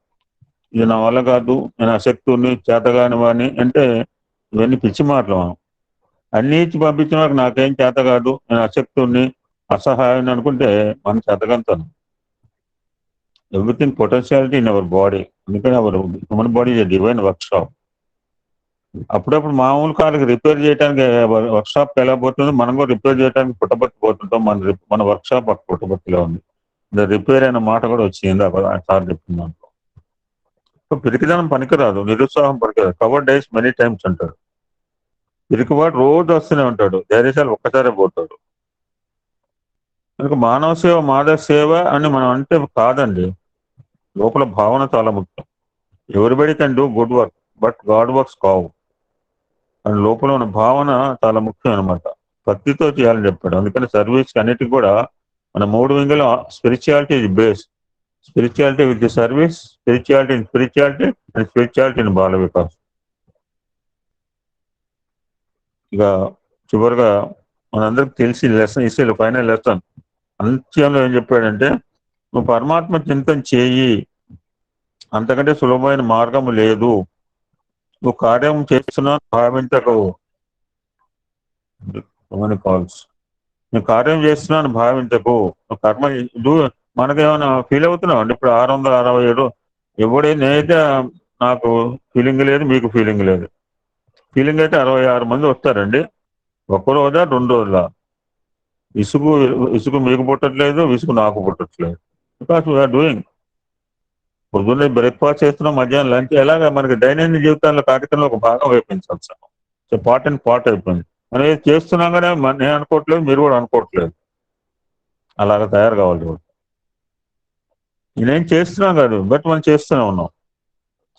ఒక భగవన్నామం చేయడానికి స్థలము లేదు, ప్లేస్ లేదు, కాలము లేదు, వర్గ్యం లేదు, అన్నీ. రైల్లో పోస్తూ కూడా ఆ విధంగా మనం మస్ట్ ట్యూన్ అవర్ బాడీ అండి. సర్వలోక హితే రథ అన్నాడు మహనీయులు అన్నమాట. ఇక్కడ ఇంకో 2 మాటలు ఉంటాయి. సర్వలోక హితే రథ, సర్వగుణైక సంపన్న, సర్వజ్ఞాన సముపార్జన. This is the qualities of education. విద్య సమాజ హితంగా ఉంది. స్కిల్స్ అండి, not feeling for the society. So final గా ఎక్కడుంటాడు భగవంతుడు అంటే, ఎక్కడ ఆయన నామాన్ని తలుస్తారో, ఎక్కడ నామాన్ని కొలుస్తారో ఇక్కడే ఉన్నారు భగవంతుడు. In my home and in your homes now. ఎక్కడున్నాడు భగవాన్ బాబా? 57 ఇళ్లలో కూర్చున్నారు. ఒకళ్ళింట్లో కాదు, మా ఇంట్లో కాదు, మీ ఇళ్లలో కూడా కూర్చున్నారు. అందరి ఇళ్లలో భగవన్నామం చేస్తున్నాం అండి. మంచి తలంపుల్లో ఉన్నవి, సత్చింతనలో ఉన్నాము, సత్సాంగత్యంలో ఉన్నాము. సత్సంగంలో ఉన్నప్పుడు భగవంతుడు ఉండక ఏం చేస్తాడండి? ఈ మస్ట్ బి హియర్. అటువంటి స్థలం గురించి ఎదుగుతూ ఉంటుంటాడు. అతనికి మంచి అనువైన స్థలం దొరికింది మన ఇళ్లలో. దట్ ఈ స్టేయింగ్ ఇన్ అవర్ హౌసెస్, ఈ leading our prayers, sincere prayer. So ఆ విధంగానే నిరంతరము ఆయన ఉనికిని మనం గుర్తిస్తూ, ఆయన ఆరాధిస్తూ మన జన్మని చరితార్థం చేసుకుంటాము. దిస్ ఈజ్ వాట్ కోటేశ్వరరావు గారు narrated. We have taken 22 episodes. ఎంతో మంది ఇందులో పాల్గొన్నారు. ఈ యొక్క యజ్ఞము, ప్రేమవాహిని యజ్ఞాన్ని సక్సెస్ఫుల్ గా కంప్లీట్ చేస్తాం. I want to tell some few points about this ప్రేమవాహిని. You can write, this is a synopsis అన్నమాట. ఈ అధ్యాయం మొత్తానికి సినాప్సిస్.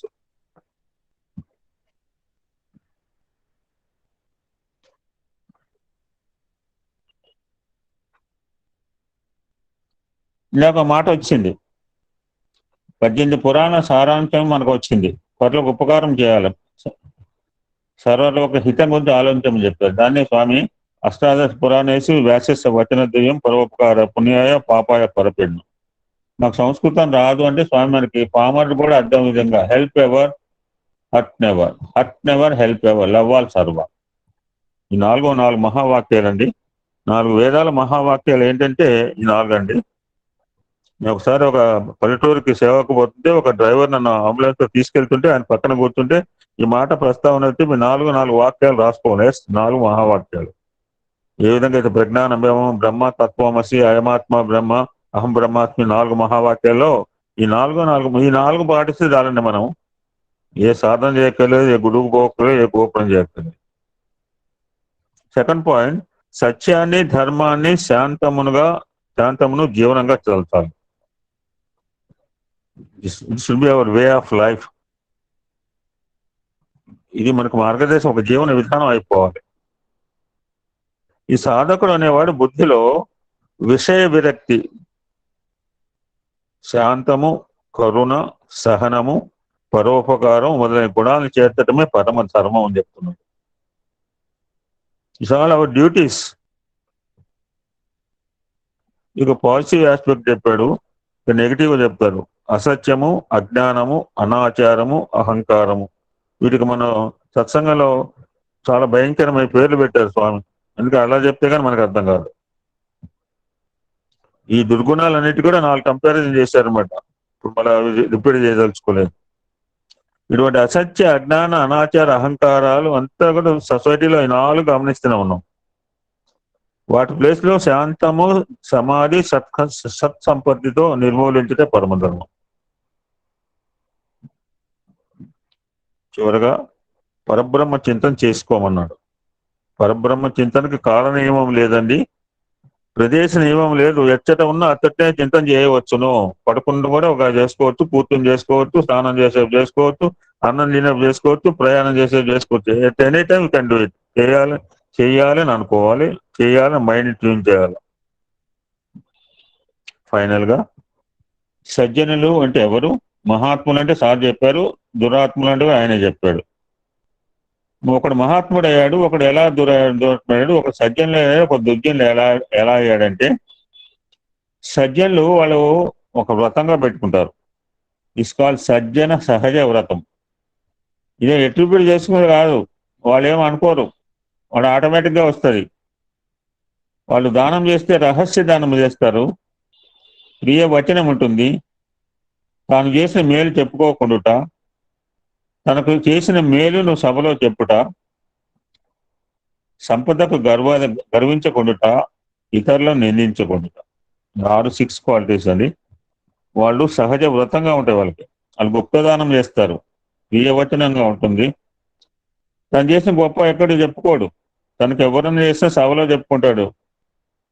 తన దగ్గర సంపద ఉందని చెప్పి ఎవరు గర్వం, ఈగోయిస్టిక్ కాడు. ఈ నెవర్ క్రిటిసైజ్ అదర్స్, ఇతరులు నిందించకుండా. These are the 6 points Swami that 11వ ప్రబోధలోంచి, నాట్ ఓన్లీ 11వ ప్రబోధ, ఆల్మోస్ట్ ప్రేమవాహినిలోంచి ఎసెన్స్ కూడా అనిపించినట్టు ఈ మాటలు కనుక నేను అనుకున్నప్పుడు, లెట్స్ హావ్ రిమైనింగ్ టైంలో ఒక 2-3 సప్లిమెంటరీ సత్సంగాలు తెలుసుకునే ప్రయత్నం చేద్దాం. ఇందులో ప్రేమ అనే భావం మనకు వచ్చింది.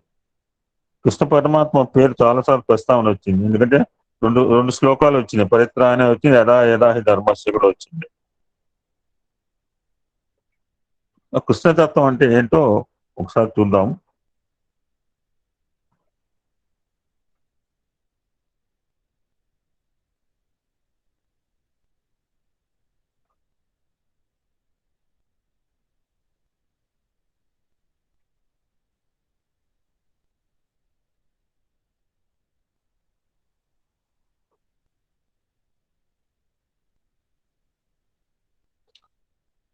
ఒక ఉప్పు బొమ్మ సముద్రపు లోతులు చూడాలని కోరిక కలిగింది. సాల్ట్ బొమ్మ ఆతృత కొద్దీ నీళ్ళలో దూకింది. నీళ్ళలోకి వెళ్ళంగానే తానెవరు మర్చిపోయింది. తను ఎందుకు వచ్చింది కూడా మర్చిపోయింది. కరిగి సముద్రంలో భాగం అయిపోయింది. కృష్ణుడి ప్రేమ కూడా అలాంటిదండి. Fantastic example. ఎవరు ఏ రూపంలో ఆయనకు తారసపడినా చివరికంతా కృష్ణ ప్రేమాంబుధిలో కలిసిపోవాల్సిందే, కరిగిపోవాల్సిందే. కృష్ణ అనే మాటకు కర్సతీతి కృష్ణ, కృష్ణ 3 రకాలు చెప్తుంది. ఆకర్షించుట, దున్నుట. ఆకర్షించేవాడు అని అర్థం కృష్ణ. ఆ గోపికలు వలపు భావంతో దగ్గరయ్యారు, మహర్షులు తపస్సుతో దగ్గరయ్యారు. ఆ కంసాది రాక్షసులు అది ఒక పాట కూడా అద్భుతంగా, ఏ కృష్ణ ముకుందామురారిలో ఆ కంసాది రాక్షసు శత్రుత్వంతో దగ్గరయ్యారు, పాండవులు భక్తితో దగ్గరయ్యారు. దారులు వేరే, ఎవరి దారులు వారివే, 4 రకాలు ఉన్నాయి. బట్ గమ్యం మాత్రం ఒకటే, కృష్ణుడు. వాడు ప్రేమతో అనేవాడు, ఒకడు ద్వేషంతో కృష్ణ కృష్ణ అనేవాడు. అనటం మాత్రం కృష్ణనామమే. అనే విధానంలో తేడా ఉంది. ఒకడు ప్రేమతో అనేవాడు, ఒకడు కోపంతో అనేవాడు. నిద్రపోయేవాడు గారు కన్సిడర్, నిద్ర పట్టేది కాదు, ఎక్కడ వస్తాడో ఏ రూపంలో వస్తాడని చెప్పి. సర్వత్రా సర్వకాలేశ్వర కృష్ణనామ ఎంతనే. గోపికలు అలానే ఉన్నారు.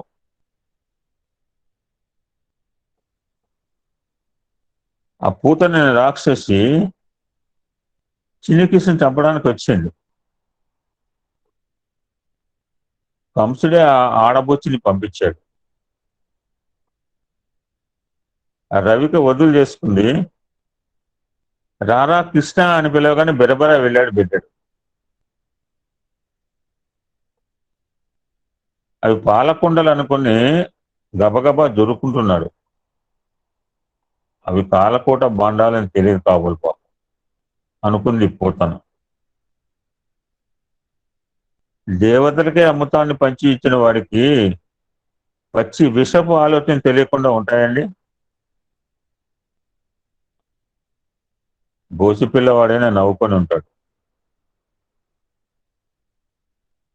ఎంత రాకాసి అయినా అమ్మే కదండి.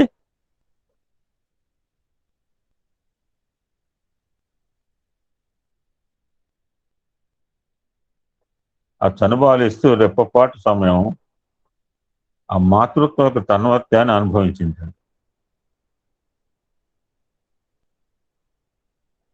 చాలు చాలు, కాస్త ప్రేమ చాలు.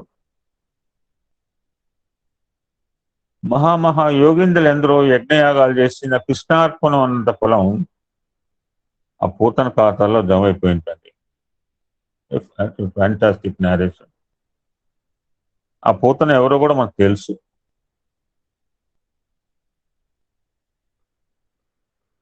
ఎవరండి పూతన?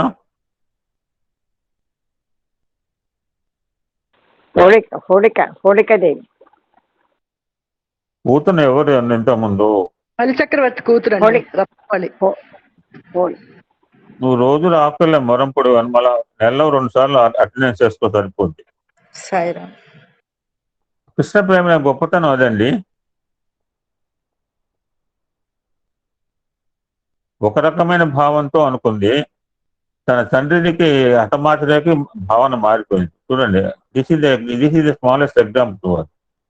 మన భావాలు ఎట్లా మారుతాయి అంటే, ఎందుకంటే మీకేం చెప్పదలుచుకోరు. ఒక రకమైన భావంతో ఆ పొట్టివాని వామన్ని అనుకుంది, తద్భిన్నం అంటే మరుక్షణం భావన మారిపోయింది. హాలాహలం మనసులోకి వచ్చింది.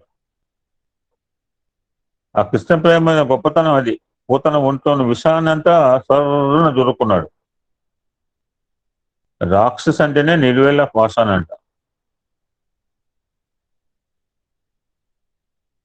కృష్ణయ్య చేదినంతా మింగేశాక ఆ పూతంలో రాక్షసత్వం చచ్చిపోయింట.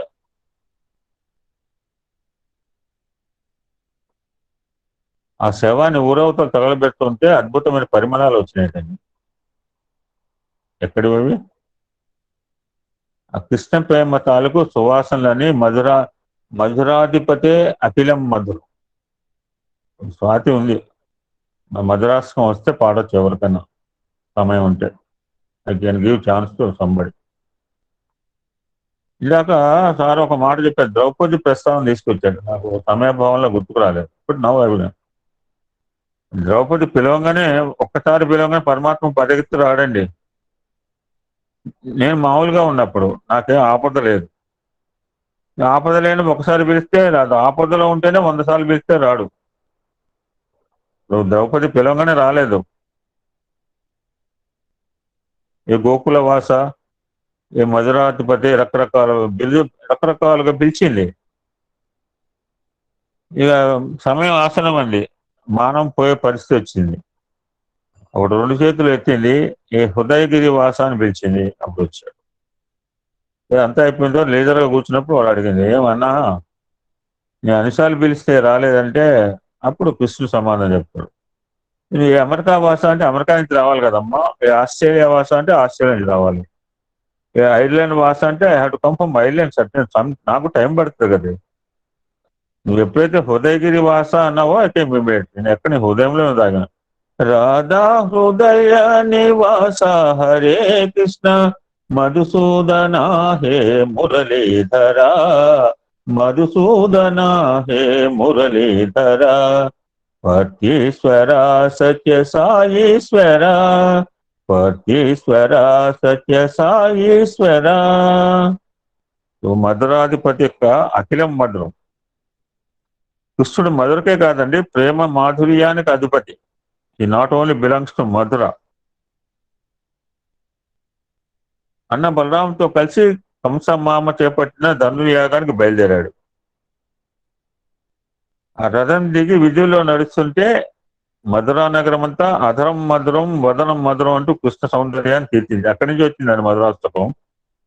They enjoying the beauty of Krishna and Balarama. ఒక నిరుపేద నేత కళాకారుడు ఇచ్చిన బట్టల్ని ప్రేమగా అందుకున్నాడు. తానే వెళ్ళి మాలలు కట్టుకుని బతికే సుధాముడి తలుపు తట్టాడు. కుబ్జభూషణ మంచి గంధాలకు మురిసిపోయాడు. భక్తి, ముక్తి, అనురక్తి ఎవరికి ఇవ్వాల్సిన వాళ్ళకి ఇచ్చాడు. ఎవరి నుంచి అందుకోవాల్సిన ప్రేమను వాళ్ళ నుంచి అందుకున్నాడు.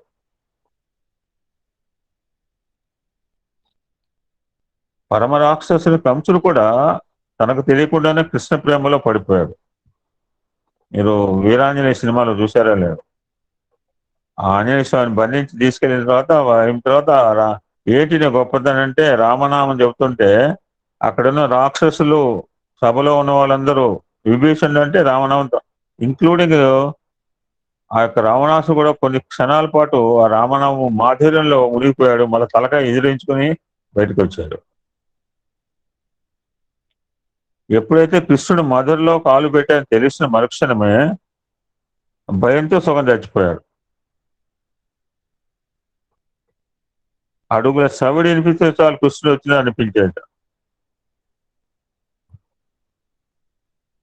పూల సువాసనలు నాశకాన్ని తాగగానే వైజయంతి మాల పరిమళమేమో అని భ్రమ కలిగేట.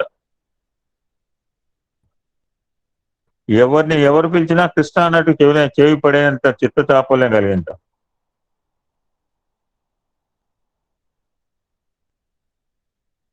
బాలకృష్ణుడు రానే వచ్చాడు. ముద్దుగారే బాలుడు గుండెల మీద కూర్చుని పిడిగుద్దులు గుర్తుంటే, చంపొద్దు కృష్ణ, వదిలిపెట్టు కృష్ణ అంటూ ముచ్చిపోయేంత మెలికలు తిరిగిపోయాడు.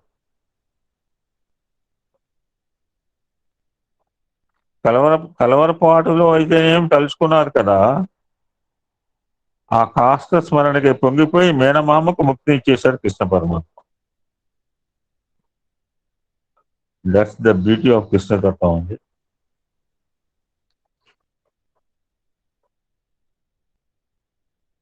ఇలా సత్సంగం మాట, మహనీయుల సాంగత్యం ఒక మాట వచ్చింది.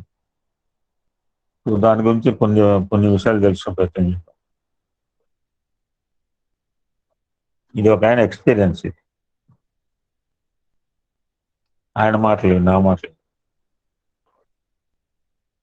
మా చిన్నతనంలో మాకు కూడా ఇది, this is also my experience. మా ఇద్దరి ఎక్స్పీరియన్స్ కలిసినాయి. ఆయన చెప్పి ఆయనవి. మా చిన్నతనంలో మేము తాగటానికి ఏటి నుంచి మంచినీళ్ళు పట్టుకొచ్చుకునే వాళ్ళం అండి. ఒక్కొక్క పర్యాయం ఏటికి వరద వచ్చేది. అప్పుడు ఏటి నీరు ఎర్రగా ఉండేది, అంతా బురద మట్టి చెత్త ఉండేది. ఆ రోజుల్లో ప్రతి ఇంట్లో ఇండుపుకాయ గింజలు, చిల్ల గింజలని ఒక డబ్బాలో పోసి ఉంచుకునేవాళ్ళం. వాటిని కొద్దిగా అరగదీసి ఆ నీళ్ళ బిందెలో పడేసి మూతపెట్టి కొన్ని గంటలు కదలకుండా ఉంచేవాళ్ళం.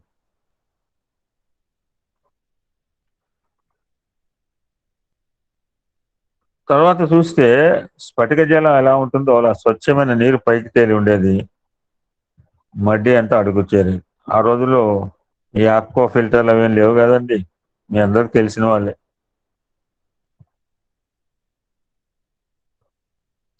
అదేవిధంగా సత్పురుషుల సహవాసం అనే ఒక చిల్లగింజ పడితే జన్మ జన్మల నుంచి అంటుకొని ఉన్న దుర్మార్గపు ఆలోచనలు, గుణాలన్నీ అడుక్కుపోతాయి, స్వచ్ఛమైన గుణాలు పైకి తేలుతాయి. రాత్రి ఆవిడ భాగ్యలక్ష్మి ఒక మాట, ఇదివరకు ఆరాధన చేశానండి, ఇదివరకు బాబాను పూజించాను, కానీ మీతో పరిచయం అయిన తర్వాత ఈ అహం సత్యబోధక గ్రూప్ తో పరిచయం అయిన తర్వాత ధైర్యం ధైర్యం పెరిగిందండి. ధైర్యం పెరిగింది. తప్పకుండా భగవానుడు మన మాట వింటాడు. ఆ గ్రూప్ సభ్యులు చెప్తున్న మాటల వలన చాలా ధైర్యం వచ్చిందండి అని ఆవిడ చెప్పింది. అది సత్పురుషుల యొక్క సహవాసం అండి.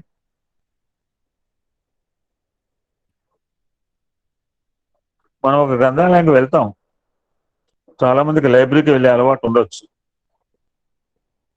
ఇల్లే లైబ్రరీ చేసుకునే వాళ్ళు చాలా మంది ఉన్నారు ఇందులో. కొన్ని వందల పుస్తకాలు చదువుతుంటారు కొంతమంది. అలా చదవటం వల్ల మనలో అంత మార్పు ఖచ్చితంగా వస్తుందని చెప్పలేమంటాడు మహనీయుడు. కానీ మొన్న 23వ తారీఖు పుస్తక దినోత్సవం. ఆ రోజు పుస్తకం చదవమని చెప్పాను. ఇప్పుడు పుస్తకాలు చదవద్దు అని చెప్పట్లేదండి. ఐఎమ్ కంపారిజింగ్ గ్రంథాలయ బుక్స్ విత్ సత్పురుష హియర్. కానీ అదే కోటేశ్వరరావు గారు లాంటి వారు, సోంకర సరస్వతి గారు, మీరంతా మహనీయులతో సత్పురుషులతో కలిసి ఉంటే ఎన్నో వందల వేల పుస్తకాలు తీసుకురాని మార్పు మనలో తప్పకుండా వస్తుంది. వచ్చింది కూడా ఇక్కడ ఈ గ్రూప్ లో.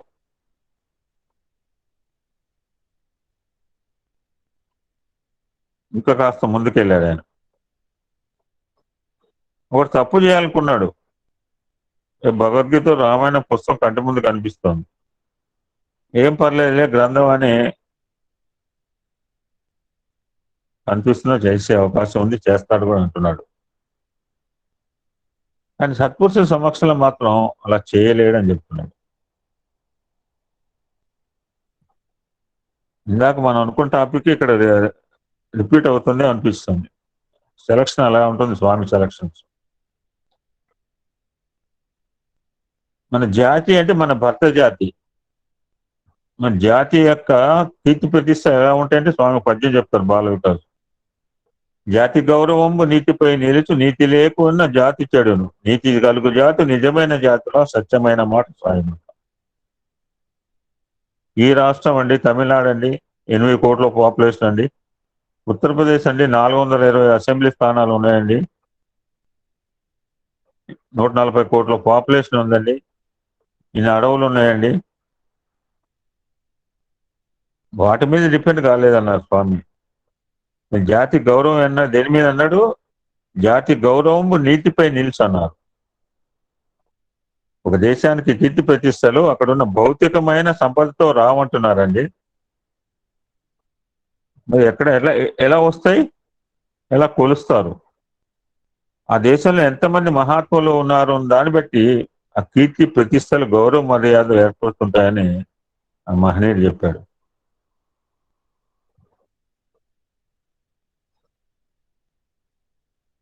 ఒక స్వామి వివేకానంద, ఒక రామకృష్ణ పరమహంస, ఒక త్యాగరాజ స్వామి, ఒక శిబి చక్రవర్తి, ఒక రామచంద్రమూర్తి, ఒక ధర్మరాజు, ఒక రమణ మహర్షి, ఒక చంద్రశేఖరేంద్ర మహాస్వామి వారు, ఒక అబ్దుల్ కలాం, ఇటువంటి ఎంతో మంది మహాత్ములు, ఎంతమంది నిస్వార్థమైన పాలకులు, వారి కారణంగా మనం ఈ రోజున తలకాయత్తి తిరుగుతున్నామండి.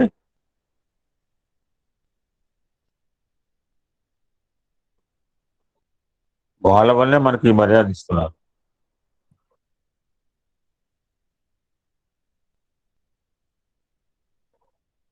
నా దేశ ప్రజలందరూ నిండుగా బట్ట కట్టుకునే వరకు వారి ప్రతినిధి అయినా నేను కూడా ఇలా కొల్లాయి గుడ్డ కట్టుకుంటాను అని లండన్ లో రౌండ్ టేబుల్ సమావేశంలో ధైర్యంగా ప్రకటించారు మహాత్మా గాంధీ. ఇలాగే మహాత్ముడు అలానే పుట్టాడు ఆయన. మామూలు తల్లిదండ్రులకే పుట్టాడు. స్వామి ఎవరికి పుట్టారండి? మరి గాంధీ మహాత్ముడు దేశంలో ఒకడే. మనశ్శేకం వచ్చేసేకం ఇందాక సార్ చెప్పాడు. త్రికరణ శుద్ధిగా మనస వాచాకరణ, thought, word and action uniformity ఉండాలండి. ఒకటి చదవటం, ఒకటి చెప్పటం, ఒకటి చేయటం, ట్రిపుల్ యాక్షన్ అయిపోయింది. ఈ మధ్య సినిమాల పర్యాక్షన్లు కూడా చేస్తున్నారు, దశావతారాలు. వాళ్ళు చూస్తే మనం ఆపాదించుకుంటున్నాం గుణాలు. అటువంటి నాయకులతో ఈ గడ్డ వైభవవేత్తంగా వెళ్తుందండి. అంతే తప్ప తన కోసం బతికేవాడు, ఒక శీల వైభవం లేనివాడు, ఎప్పుడూ దుర్మార్గంగా ప్రవర్తించేవాడు, 10 మందికి ఆదర్శం కానివాడు, తన జీవితాన్ని తాను అదుపు చేసుకోలేనివాడు, తెల్లవారి లేచిన మొదలు ఎవరిని మోసం చేద్దామా, ఎవరికి అపకారం చేద్దామా ఆలోచించేవాడు, కోట్ల వెనకేసుకుంటూ ప్రభుత్వానికి ట్యాక్స్లు కట్టకుండా తప్పించు తిరిగేవాడు, ఈ దేశ పౌరుడిగా సకల సదుపాయాలు అనుభవిస్తూ ప్రాణం పోతున్న పనుల కోసం ₹1 ఖర్చు పెట్టిన వాడు.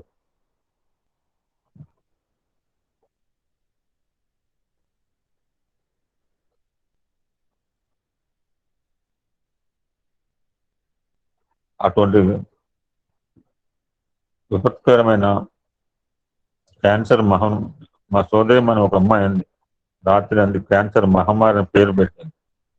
అటువంటి క్యాన్సర్ మహమ్మారితో కూడా పోరాటం చేస్తూ నాకు విభూతి వచ్చింది, నాలాంటి వాళ్ళకి ఇంకా కొంతమంది పంపిస్తారనే ఉద్దేశంతో, సత్సంకల్పంతో నాకు అమెరికా నుంచి డబ్బులు పంపించింది ఆ అమ్మాయి.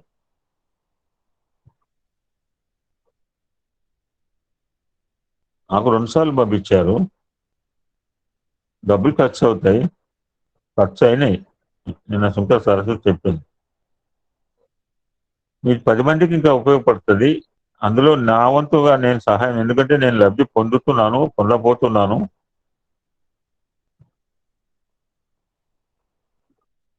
అలాంటి వాళ్ళు 10 మందికి ప్రసాదం వెళ్తుంది, దానిలో నేను పాలు పంచుకుంటాను అని ఆ అమ్మాయి యొక్క సంకల్పమే వాళ్ళ మామగారు డబ్బులు పంపించడం జరిగింది. ఇప్పుడు పైన చెప్పిన నెగిటివ్ క్వాలిటీస్ లో ఉన్న వాళ్ళందరూ కూడా ఆకాశానికి ఎత్తి మహాత్ములను పొగుడుతూ వారిని ఆదర్శంగా తీసి బతికితే,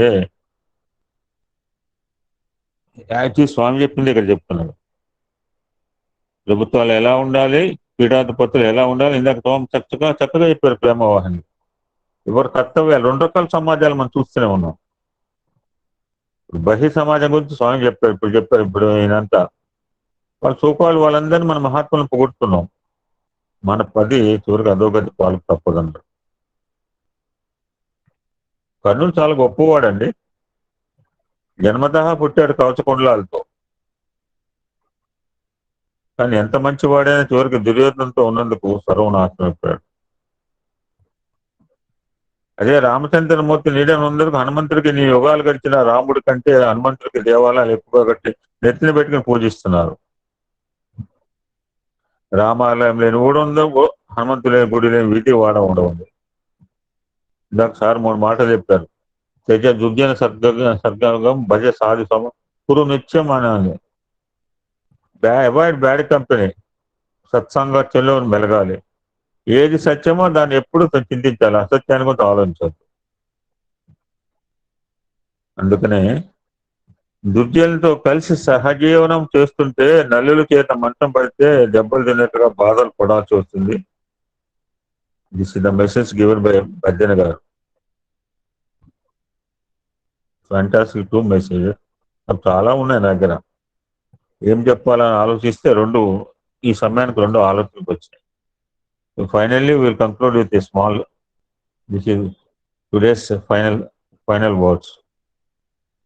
ఎలా ఉండాలి మనం? 11 ప్రబోధాలు చేశారు, ఎలా ఉండాలో చివరి మాటలు చెప్పారు. దట్ ఈస్ కాల్ పంచ పునీతాలు అంటారు. వాక్శుద్ధి, దేహశుద్ధి, భాండశుద్ధి, కర్మశుద్ధి అని చెప్పారు. కూర తిన్నాను క్లీన్ గా వండుకుంటుంటాం, రిమ్ సోపు ఆ సోపు పెట్టి. So must have 5. వాక్శుద్ధి ఉండాలని, దేహశుద్ధి ఉండాలని, భాండశుద్ధి, కర్మశుద్ధి, మనశుద్ధి. A brief note and close satsang. వాక్శుద్ధి, 1000 కోట్ల ప్రాణాలు సృష్టించిన భగవంతుడు మాట్లాడే వరాన్ని కేవలం మనిషికే ఇచ్చాడండి. నేను మనిషిగా పుట్టబట్టి మాట్లాడుతాను, నేను జంతువుగా ఉంటే నాకు 660 సత్సంగాలు మాట్లాడే అవకాశం వచ్చేదండి. కాబట్టి వాక్ను దుర్వినియోగం చేయకూడదు. పగ, కసి, ద్వేషంతో సాటి వారిని ప్రత్యక్షంగా కానీ పరోక్షంగా కానీ నిందించకూడదు. మంచిగా నెమ్మదిగా ఆదరణతో పలకరించాలి. అమంగళం మాట్లాడేవారు తాచిపెడితే ఓ నమస్కారం పెట్టి పక్కకు వచ్చేయమంటున్నారు. Second one దేహశుద్ధి. ఈ దేహం దేవాలయం అనుకుంటున్నాం. Our body is a moving temple ఉన్న నగర సంకీర్తనలో.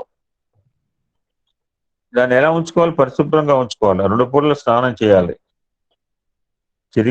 చిరిగిన అపరిశుభ్రమైన వస్త్రాలు ధరించకూడదు.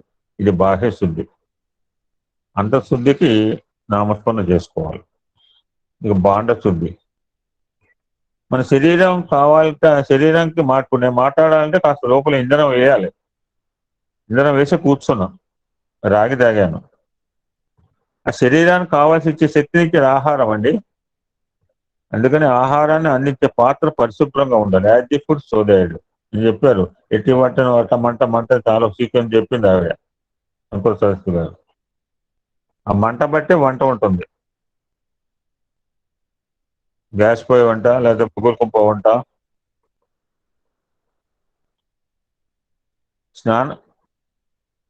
స్నానం చేసి పరిశుభ్రమైన పాత్రలో వండిన ఆహారం అమృతతుల్యమవుతుంది.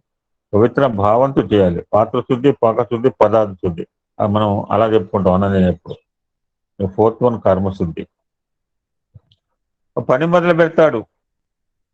మనం 3 రకాల మనుషులు అని చెప్పుకున్నాం. అనుకున్న పని మధ్యలో ఆపినవాడు అధముడు. అసలు పన్నే ప్రారంభించిన వాడు అధముడు. అధముల్లో లోయెస్ట్ కేటగిరీ. తలపెట్టిన పని కర్మశుద్ధితో పూర్తి చేసిన వాడు ఉన్నతుడు. ఇక ఫైనల్ మనశ్శుద్ధి. మనం రుద్రాలు చెప్పుకున్నాం. బాడీకి ఏమొచ్చినా పర్లేదు, ఒకటి నాతో పోతుంది. కానీ మనస్సు ఇంప్యూర్ అయితే 10 మంది స్పాయిల్ అవుతున్నారు. టీచర్ అండ్ ట్యాప్ అని చెప్పాడు. ట్యాంకులో ఏ వాటర్ ఉంటే పిల్లలకి అదే వస్తుంది. ఎక్కడికి పోతున్నారు, ఎందుకు వస్తున్నారు అర్థం కావట్లేదు.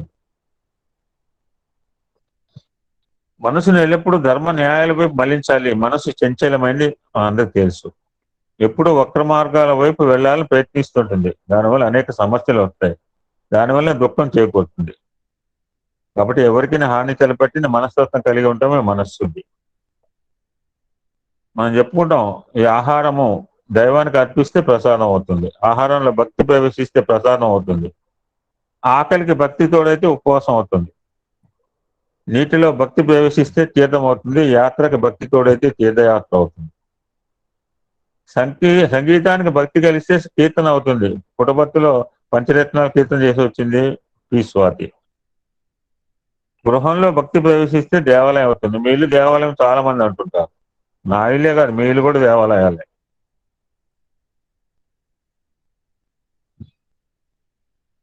మానవ సేవ మాధవ సేవ అన్నారు. ప్రతిదీ మాధవ సేవ కాదు. చాలా చక్కగా చెప్పారు సార్. లోపల భావన చాలా ముఖ్యమండి. సో సహాయం చేసాం అంటుంటాం. చాలా తప్పు అనిపించింది అప్పుడు. ఎక్స్టెండెడ్ హెల్ప్ అనే మాట నేను వాడకూడదు. సహాయంలో భక్తి ప్రవేశిస్తే సేవ అవుతుంది. మన పనిలో భక్తి ఉంటే పుణ్యకరం అవుతుంది. మన దేహంలో భక్తి ప్రవేశిస్తే మనిషి మహాత్ముడు అవుతాడు. This is the essence of సత్సంగం అండి. ఓం శాంతి శాంతి శాంతి. సమస్త లోకా సుఖినో భవంతు. లోకా సమస్త సుఖినో భవంతు. ఓం శాంతి శాంతి శాంతి.